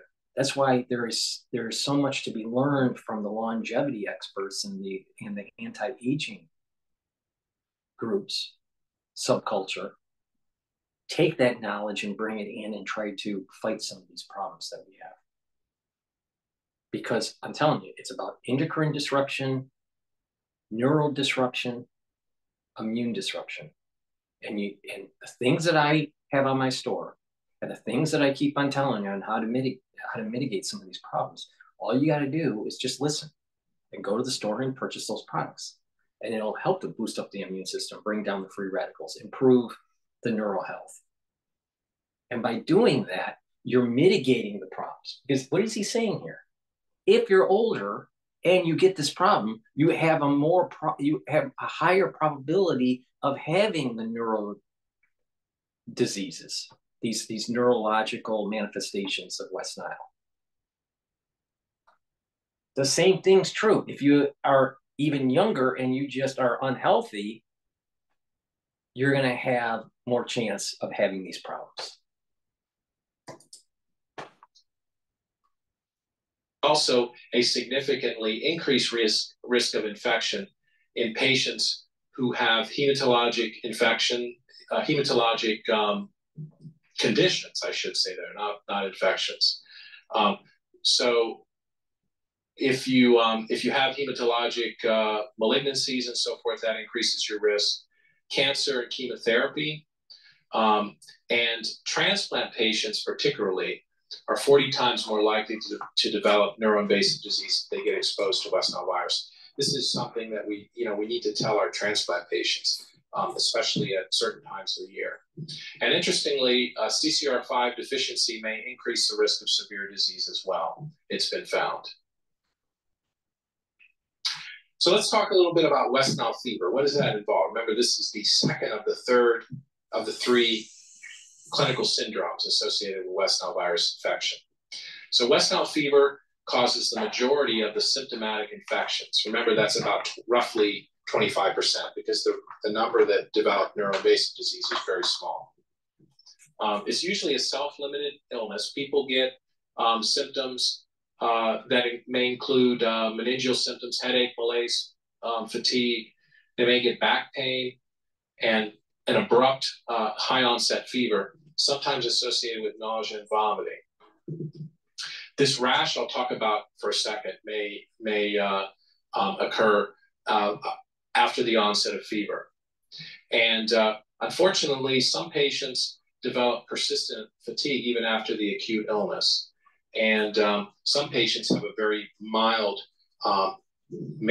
very mild manifestations of West Nile virus infection associated with the fever. They may have a low-grade fever. And I suspect that's the majority of cases. You know, how many of us have not felt well one day, we develop a little bit of a fever, next day we feel better, and we say it's a 24-hour flu. This is a patient with the rash associated with West Nile virus. Usually occurs when patients are starting to feel better, they get a rash. And it tends to occur in patients with West Nile fever. As a matter of fact, if you have this rash, it's generally associated with a better prognosis than if you don't have it, because it's less common in the neuroinvasive disease manifestations, usually associated with the chest, back, and arms, and goes away after a few days. West Nile virus CNS disease, however, can be potentially much more serious. It can be an encephalitis, meningitis, or a flaccid paralysis, or even a mixed distribution of those. You get meningeal signs, fever, headache, meningismus. I think I'd have to research this a little bit more, but I think that the rash with West Nile being a good sign in terms of not going down the road of neurological disease is probably because it's eliciting an immune response that's more robust versus the West Nile virus that elicits the neurological disease. So if you have a good immune response and you're symptomatic, so you have asymptomatic and symptomatic, but then the symptomatic, you have febrile or neurological, all right? The ones that are symptomatic, if they have a more robust activation of the immune system, probably activation of the CD4 positives, if it's more robust, then most likely you're getting the rash. So some sort of sensitivity reaction. And then because it's more robust, it's not allowing it to manifest itself into the neurons. So that's my hypothesis on why that is. It kind of makes sense to me in a way, but that would need further investigation.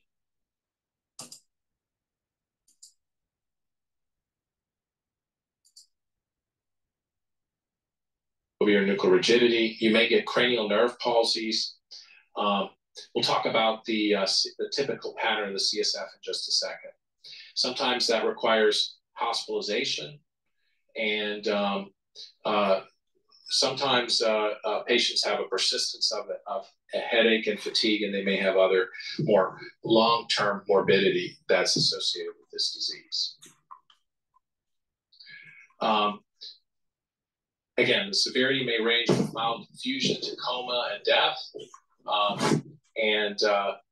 As far as the associated neurologic manifestations, I'll talk about those in just a second.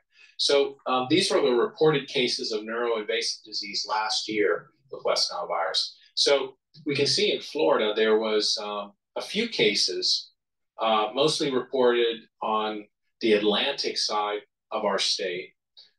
Again, on this side, we tended to have more sentinel reporting of cases in animals rather than human disease. But a lot of West Nile virus neuroinvasive disease, as you can see here, is either sporadic or it's still centered along the coasts. And I have to suspect that may have something to do with the migratory patterns of birds because of the bicoastal predominance, and also in Florida where birds tend to migrate as well. That's speculation on my part.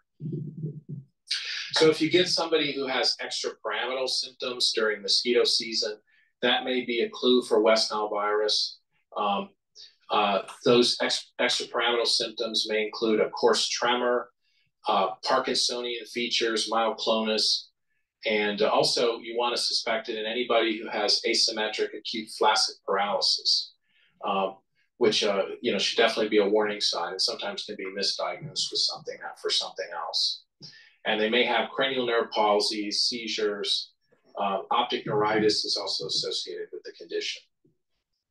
Now, unfortunately, a lot of patients with this neuroinvasive disease get these very debilitating chronic sequelae.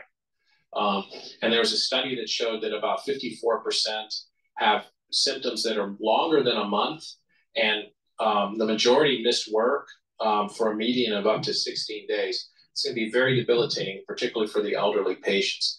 And patients may have prolonged fatigue, they may have memory impairment, balance problems, headache, weakness, and so forth as a result of their infection. So it's really more the debilitating features of West Nile virus that can have a prolonged impact for those who get the neuroinvasive disease.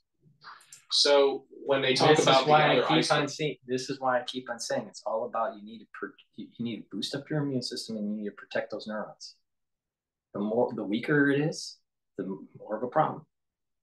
All right, the weaker your system is, endocrine, neurological, or immunological, the more of a problem you have. All right, so that's why you need to kind of listen to me and boost up your immune system, bring down those free radicals, bring down that inflammation, neutralize pathogens. All right, but you also have this other issue with the spraying, with the pesticide spraying, either at the household level or at the community level, at the municipality level. And you're going to be breathing in and potentially even touching these chemicals. And these are going to cause damage to your DNA. They're going to cause damage. They're going to disrupt your endocrine system, and they're going to lower your immune system. So it's important to mitigate that spraying effect. All right. And where did I say? To help boost up your immune system, the moment you have an irritation in your throat, you need to neutralize stuff with the structural nanosilver, lozenges, and drops. But also irritations like chemicals. So please go to my store, the-studio-reykjavik.com, get a couple bags of the blueberry drops. It's in 100 count. Or a couple bags of the cherry drops, 100 count. A couple bags of the honey and lemon, whatever your flavor preference is. But the key is to get a couple bags of this for your household the moment you have that irritation, because you don't know when they're going to spray in your community for reducing the population of the mosquitoes. And during the cold season, you don't know when you're going to contract something or not. So if you're going to, if you end up contracting something or breathing in something that's causing an irritation in your throat, you need to take this right away. And so what you need to do is just go to the store, the-studio-reykjavik.com, and get a couple bags of this for your household and be prepared. The whole idea is to be prepared. Or you can get it in the lozenges form, which is slightly bigger. And the elderberry zinc is in a 1 count, and the manuka honey is in a 21 count. Right? The moment you have that irritation during the cold season or when they're spraying, take those lozenges, neutralize it. C60, very strong antioxidant. All right, I have it in avocado. I have it in extra virgin olive oil, and I also have it in MCT coconut oil. C60 is a very strong antioxidant. It's a molecule that has 60 carbon. It sucks up those free radicals. You take a teaspoon of it a day, every day, and what will happen is you're going to bring down those free radicals, and you're going to slow down the aging process, and the cell's health will improve, and the mitochondria will improve. The health of the mitochondria will improve, and your ATP will go up. That means you're going to have more energy. So that's really important as part of the pillar. Now, it's probably really important, especially when we're going through the mpox season and the cold season, and who knows what's going on with West Nile and EEE, to get the structural nanosilver gel. All right, you put this on your skin, it creates a barrier. It neutralizes pathogens. You can put it around your mouth, around your nose, around your ears, around your eyes, lightly coat your nostrils, and it will create that barrier, but also neutralize pathogens. In addition, by putting this barrier on your skin, you're reducing the chances of these chemicals from harming you. And putting lightly coat your nostrils, you're reducing the chances of it getting into the epithelial lining and getting into your system. That's a way to try to mitigate. It's not a perfect solution, but it's at least something. All right. So please go to the store and get a couple tubes of this, because you're going to need it during cold season and during the spring season because of this crazy stuff with the mosquitoes. When you get a bug bite, apply the Even Better bar on the bug bite, and it'll mitigate the itching. All right. So you don't scratch and create a larger wound and cause more inflammation and cause a potentially a worse situation. So just apply it to the mosquito bite and let it and stop scratching it.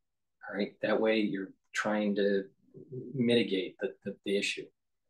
This is a multi-purpose bar. It's made from essential oils from the Himalayas. It's all natural, and it's a dual purpose. You can apply it on muscles, muscle ache. Muscle ache is going to be a part of the symptoms. So you apply it on the muscle to alleviate the muscle ache. And it's also a skincare. You can put it on your skin every day, and you'll notice that your skin gets smoother, softer, and there's a little bit of a glow. So it's also a skincare product.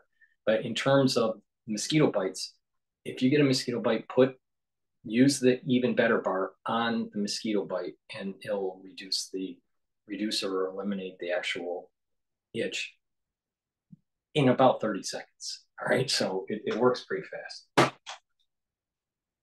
Olive leaf extract, really important to boost up your immune system. How does it boost up your immune system? By bringing down those pro-inflammatory cytokines.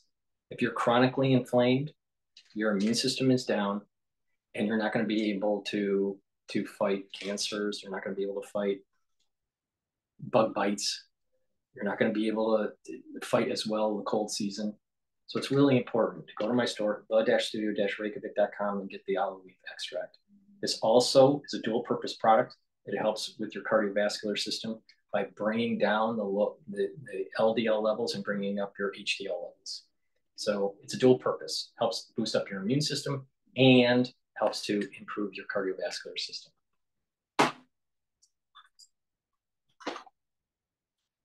This is a slide from the CDC a few years ago. Think about the fact that you have that small percentage of people with acute illness who are really more obvious, and then under the surface you have people who have perhaps been exposed to West Nile virus who have more long-term effects. And if the disease isn't originally diagnosed, no one's going to really suspect what their long-term neurologic sequelae may be due to. Now, what is the differential diagnosis of encephalitis syndromes in Florida? This is important for you to remember. The major encephalitis diseases in Florida, of course, are St. Louis encephalitis, West Nile are the big two, but occasionally you have Eastern equine. Eastern equine, of course, much more serious. I mean, when we have Eastern equine encephalitis in Florida, it's definitely something you hear about in the media. And because of its generally severe manifestations, it provokes usually the health departments to take additional precautions. All right, so West Nile virus chances of contracting are higher than EE, Eastern equine encephalitis. All right, chances of getting West Nile are higher than EE. If you get EE, super dangerous. All right. West Nile can be dangerous or super dangerous, but again, 25% are symptomatic, and there's a small group within that 25% that ends up getting the neurological manifestations. But EE is really problematic, but it's rare. But the thing is that your community is going to be spraying to try to kill off these mosquitoes. You're going to have people around you that are using insect repellent in mass. You're going to be breathing this in. You're going to be touching it. It's going to cause DNA damage. It's going to cause problems with your immune system. It's going to create more free radicals, and it's going to disrupt your endocrine system and cause problems with your neurons. Just the chemicals that they're going to be spraying. You need to protect yourself from that. Not just protect yourself from the virus, EE or West Nile, but you need to protect yourself from the actual preventative measures that your community is perpetrating on you. And that is why you have to detoxify your body with zeolite. Zeolite will get rid of heavy metals, toxins, and chemicals out of your body. It is a negatively charged molecule that will attach to positively charged molecules and those toxins, and you can get those toxins out of your body in 6 to 8 hours through urination. And so you take this during that period of time that you're spraying. Best way to do it is take the, do it. You should be using zeolite. You can use the zeolite that I have on the store every day if you're not on medication, or you can use it 2 or 3 times a year as some sort of detox protocol that you do. All right, the zeolite that I have you can take every day, but if you're on medication, you need to talk to your doctor, because the zeolite may inhibit your medication, because the zeolite may bind to your medication and your medication may not work. So you got to talk to your doctor when you use the zeolite if you are on medication. But the thing is that zeolite gets heavy metals out, toxins out, and chemicals out of your body. All right. And by doing this, it's helping your body to heal. Because if you got all these chemicals and toxins in your body, your immune system's down, your endocrine system's disrupted. We have a lot of PFAS out there, these forever chemicals. A way to get rid of the forever chemicals, and I'm going to be doing a video about this in detail. But there is ways to get rid of the forever chemicals out of your body. Zeolite is one of the ways. All right. But you got to do it over a longer duration, and you got to get to the source. You got to stop eating the processed foods. You got to start eating organic. You have to filter your water. So it's changing your diet and get to the source, and then remove it from your body. So the way to filter your water, the best way to do it is to boil your water first. Take your tap water and boil it, and then push it through a filtration system. All right. I push it through a 5-level filtration system by zero water. So you boil the water, let it cool. And then what happens is that there are clays and chalks that are in the water microscopically that can actually bind to, when the water's cooling, that will bind to some of the chemicals that are in the water. And then what will happen is that will settle microscopically, and then you can put it through the filtration system, and your filtration system will filter out these PFAS and these other chemicals and heavy metals. All right. But that's really important. Boil the water, cool it. Once it's cooled down, then filter it through like a zero filtration system. I do a five level filtration system. All right. That's taking these PFAS out of your water. Stop eating at restaurants. Even if it's a high-end restaurant, that most likely the food's there. In terms of quality, the food isn't that good. All right. If you really want to analyze it. All right. So reduce your intake of eating out, and eat organic. Right. And stay away from the pesticides, stay away from, some of these chemicals that are in processed foods. And then take the zeolite, and it's going to take out these toxins. That's one way to do it. And then you add to that by doing things like, because you got to remember, these chemicals are affecting your cells and causing a lot of free radicals. That's why I keep on saying, go to the store and get the C60. You want to soak up those free radicals.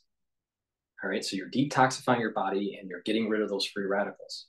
So you're taking the C60 to boost up the health of the cell and the mitochondria of the cell. All right. So I have this in extra virgin olive oil, avocado oil, and MCT coconut oil. And you take a teaspoon of that a day. All right. Another way is to add the NAC to this protocol that I'm telling you: the zeolite, the C60, and the NAC. The NAC boosts up your glutathione levels, which is a strong antioxidant, but it also helps to detoxify your body. In addition, it's also going to help to maintain this mood health, right? A lot of this chemical endocrine system disruption that's around us is affecting our brain. Some of this ADHD and mood disorders and all this is because of the chemicals that are around us.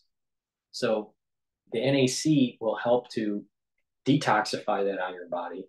It'll help as a strong antioxidant by bringing up the glutathione levels, and it'll also help to improve mental health. So please go to the store and get the NAC.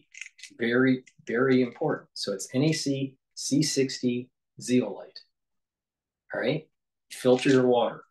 Stop eating processed foods. That's how you're going to slowly detoxify this out of your body. And then you can do some other things like colon cleanses or liver cleanses or kidney cleanses and stuff like this. All right? C60, zeolite, NAC. Detoxify your body.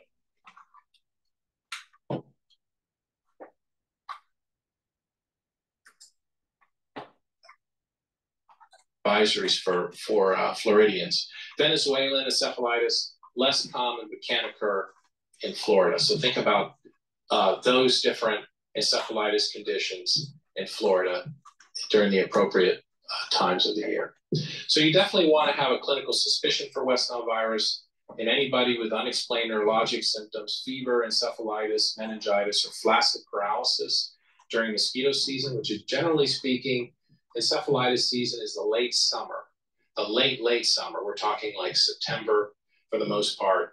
It generally, you don't see a lot of encephalitis cases in May, June, or July. It generally tends to be the end of the summer.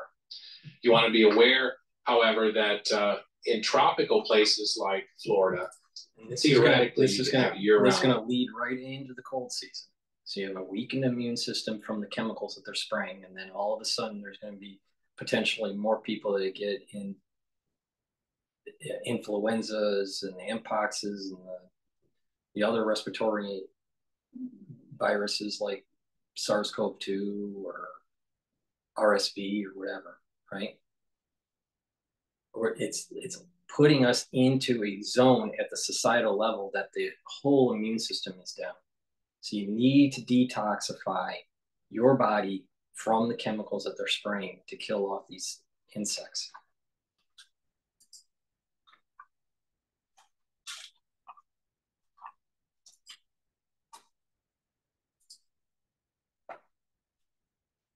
Transmission. Now, this is a subject of confusion. How do you diagnose West Nile virus? Well, the most readily practical way of diagnosing West Nile virus is with specific serology. So in a febrile patient with suspicion of West Nile fever, there's a test called a West Nile virus IgM MAC ELISA. And generally you want to collect it, but within 2 weeks of symptom onset. Sometimes you can collect it too early, which is why you always want to think about, acute and more convalescent serology. But the West Nile virus IgM MAC ELISA of serum is what you order in a patient with suspicion of West Nile virus fever. If you have somebody with CNS disease, you want to obtain an LP and send it for a West Nile virus IgM serology. Now, why is the IgM useful in the serum? Does anybody know? It goes up first. It goes up first. Why is it significant to see IgM in the CSF? Why does it signify neurologic disease?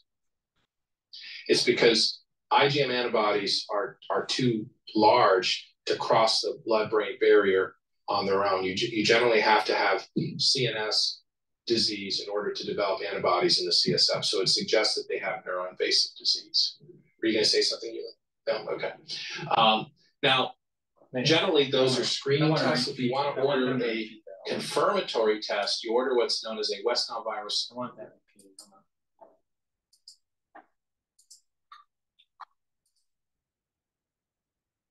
Is the IgM useful in the serum? Does anybody know? Excuse me, in the CSF. Why is it CSF? Why is it significant to see IgM in the CSF. Why the IgM in the CSF? That's the spinal fluid, cerebral spinal fluid. It's in the cerebral spinal fluid. To signify neurologic disease.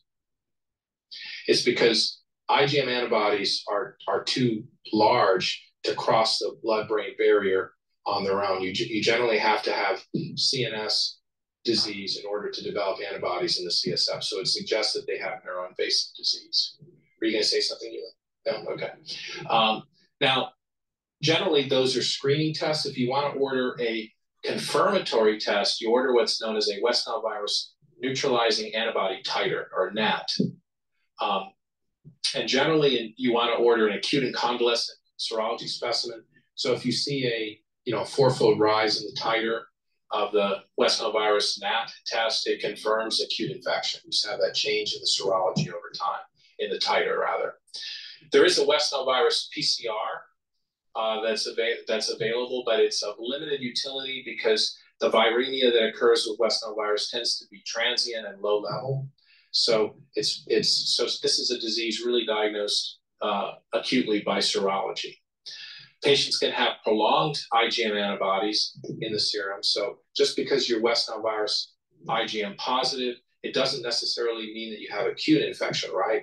To have acute infection, you need to have acute and convalescent serology with the NAT test, and you need to show a rise in the titer. And that's why you do that confirmatory test. Now, the other thing is if you've been exposed to yellow fever or Japanese encephalitis virus vaccines, you can have a false positive ELISA. And the ELISA also cross-reacts with other flaviviruses. So if you've had St. Louis encephalitis virus or dengue, you may also develop this positive ELISA for West Nile virus. So that's important to keep in mind. Also, you want to make sure you take that history and see if maybe somebody has been traveling in the Caribbean, as they're prone to do from here, and whether they have risk factors for dengue or one of the other flaviviruses that cause encephalitis. So generally, when you do an LP in a patient you suspect of West Nile virus, you see CSF pleocytosis, usually with a neutrophilic predominance. You may see elevated protein and glucose. In studies, the mean CSF nucleated cell count is around 200 roughly. And you may see plasmacytoid lymphocytes as well as a presenting feature. Now, how about treatment? Unfortunately, here this reminds me of that Simpsons episode where Homer Simpson, his doctor tells him, "You're in luck. We can tell you what we have. We can tell you what you have. We just can't do anything about it." That's the thing. We can diagnose this, but in terms of treatment options, they tend to be more supportive. So, unfortunately, there have been some different therapy investigations, but only really one controlled study done to date with results that weren't that ideal. They've looked at such treatments as alpha-2b interferon and ribavirin. The alpha-2b interferon treatment was based on in vitro and animal model data and 2 anecdotal cases. The ribavirin had in vitro activity, but was not found to have efficacy in an animal model and in human subjects. And they actually looked at IVIG, and that showed no benefit in a single randomized placebo-controlled trial.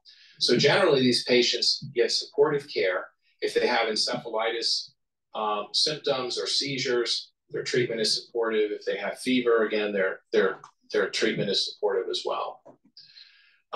So that leads us to prevention. And of course, an ounce of prevention is worth a pound of cure, right? Did I say that correctly?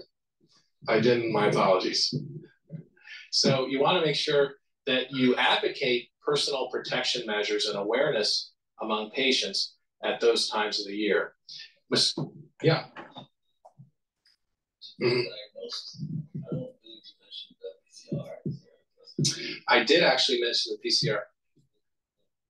Yeah, and generally speaking, I think the problem with the PCR in the CSF, it may relate to the low-level viremia, but also I think that the viremia tends to be more transient. So the thought is it's easier to detect antibodies to IgM in the CSF. I'm not aware of a practical use of the PCR. Have you diagnosed a case with the PCR before from the CSF? Mm-hmm. Mm-hmm.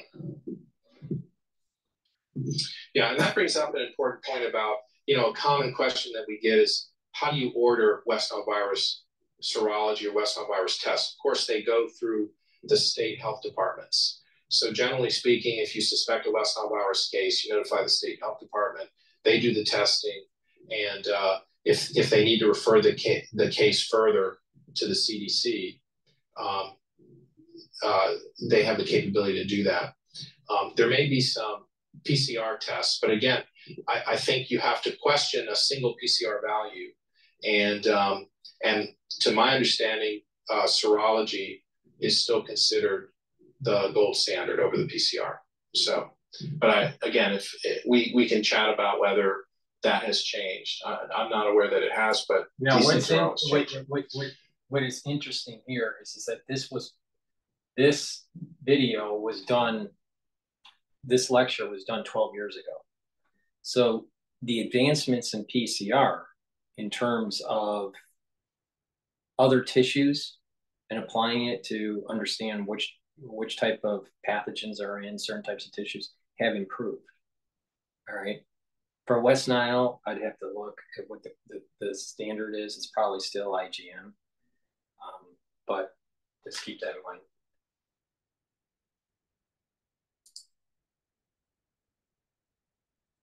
But that's for encephalitis. I mean, you're going to have enough viremia in other tissues outside of the CSF to be able to diagnose. So just getting here to prevention, again, letting your patients know about protection measures. How many times do we really talk to patients about mosquito repellents and personal protection with regard to mosquitoes in the summertime? There are blood donor screening programs, and there have actually been some animal vaccines, including 4 equine West Nile virus vaccines now licensed, and a live attenuated virus chimeric vaccine was shown to be effective in monkeys. But human vaccines are unlikely to be available for several years. And so we're still prevention is going to be the most important thing, but unfortunately that prevention won't include vaccines. So my summary here, remember that we've had a now 13-year history of West Nile virus infection. It's really become more of a low-level type of disease, which can occur in tropical climates at any time of the year, but really more is of highest prevalence during encephalitis season, which is in the late summer. And you can have a wide variety of clinical manifestations. Again, most people have asymptomatic disease, followed by a febrile illness, followed by neuroinvasive disease. It's usually self-limited if it's West Nile fever, but you can have significant prolonged symptoms. West Nile neuroinvasive disease tends to occur among the elderly and immunocompromised, can have severe manifestations and prolonged sequelae. The gold standard of diagnosis is by serum and CSF serology. And again, treatment is largely supportive. And maybe if I give this talk again in 5 years, we'll have a West Nile virus vaccine that's available. And I suspect it won't really be offered to everyone, but really people who are at higher risk. Kind of like similar to what many of you may remember, there was a Lyme disease vaccine offered a few years back, which ultimately was withdrawn. But the idea was if you're at risk for exposure, maybe you want to consider this, particularly if you're one of the groups of patients who are likely to have more severe disease. And with that, I will take any questions. All right. I think that was a good overview of West Nile. I probably need to do a video that goes into the details of the genomics of it. Please go to my store, the-studio-reykjavik.com, and get the NAD+. This helps with energy. It helps to heal the DNA that's been damaged from stress. It also is it also helps to improve brain function and neural health. Nattokinase, really important to take to make sure you don't get blood clots. I'm concerned that if people are getting these mosquito bites, that potentially it creates an inflammatory cascade that may cause these microclots. So I would say that please go to the store and get the nattokinase. You should be taking nattokinase every day to just as a cardiovascular health supplement, because with nattokinase, you're reducing clot formation, but you're also at higher doses. You can bring down your LDL levels and increase your HDL levels and improve your cholesterol level. People that take nattokinase in higher doses mitigate the need for statins. So please go to my store, the-studio-reykjavik.com, especially if you take it with red yeast rice. So please go to the store, get the nattokinase, really important. Ubiquinol. It's the active form of CoQ10. Should be taking this every day. In addition, this is an antioxidant. It will help with energy levels and help to improve your neural health. So that's going to be important, especially with the crazy stuff that's going on with the spraying, right? Because this stuff that's going to be spraying is going to be affecting your endocrine system. It's going to create free radicals, and it's going to affect your immune system and your neurons. So you want to improve your neural health, and you also want to take stuff that will mitigate the stress on the cell. So ubiquinol is really important for that. So ubiquinol is the active ingredient for CoQ10. So please go to the store and get the ubiquinol. Again, it is an antioxidant. It helps with neural health, and it'll help with energy levels. Vitamin K2, MK7, this is the MK7 molecule. This helps with bone health and also cardiovascular health. Really important. So please take this every day. K2 helps to absorb calcium, helps to remodel the bone, but also if you take it with D3 and turmeric and ashwagandha, C60, omega-3,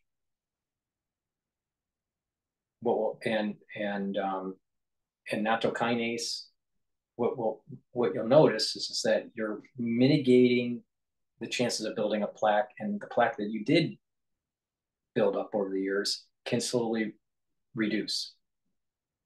So if you take the K2, MK7, and some other things, like I said, then you can mitigate the buildup of plaque and you can reduce it.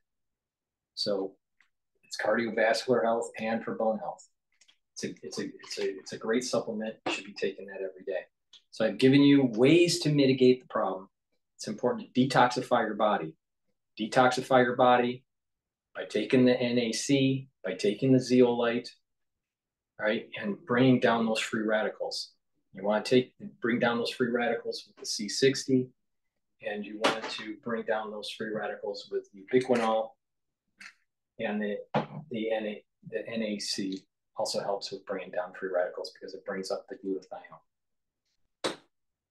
Thank you for listening. I wasn't able to cover some of the other stuff that I wanted to cover. I'll do that in another video. Thank you for listening. Please share the links. Please ask your social media to follow me. And have a nice day.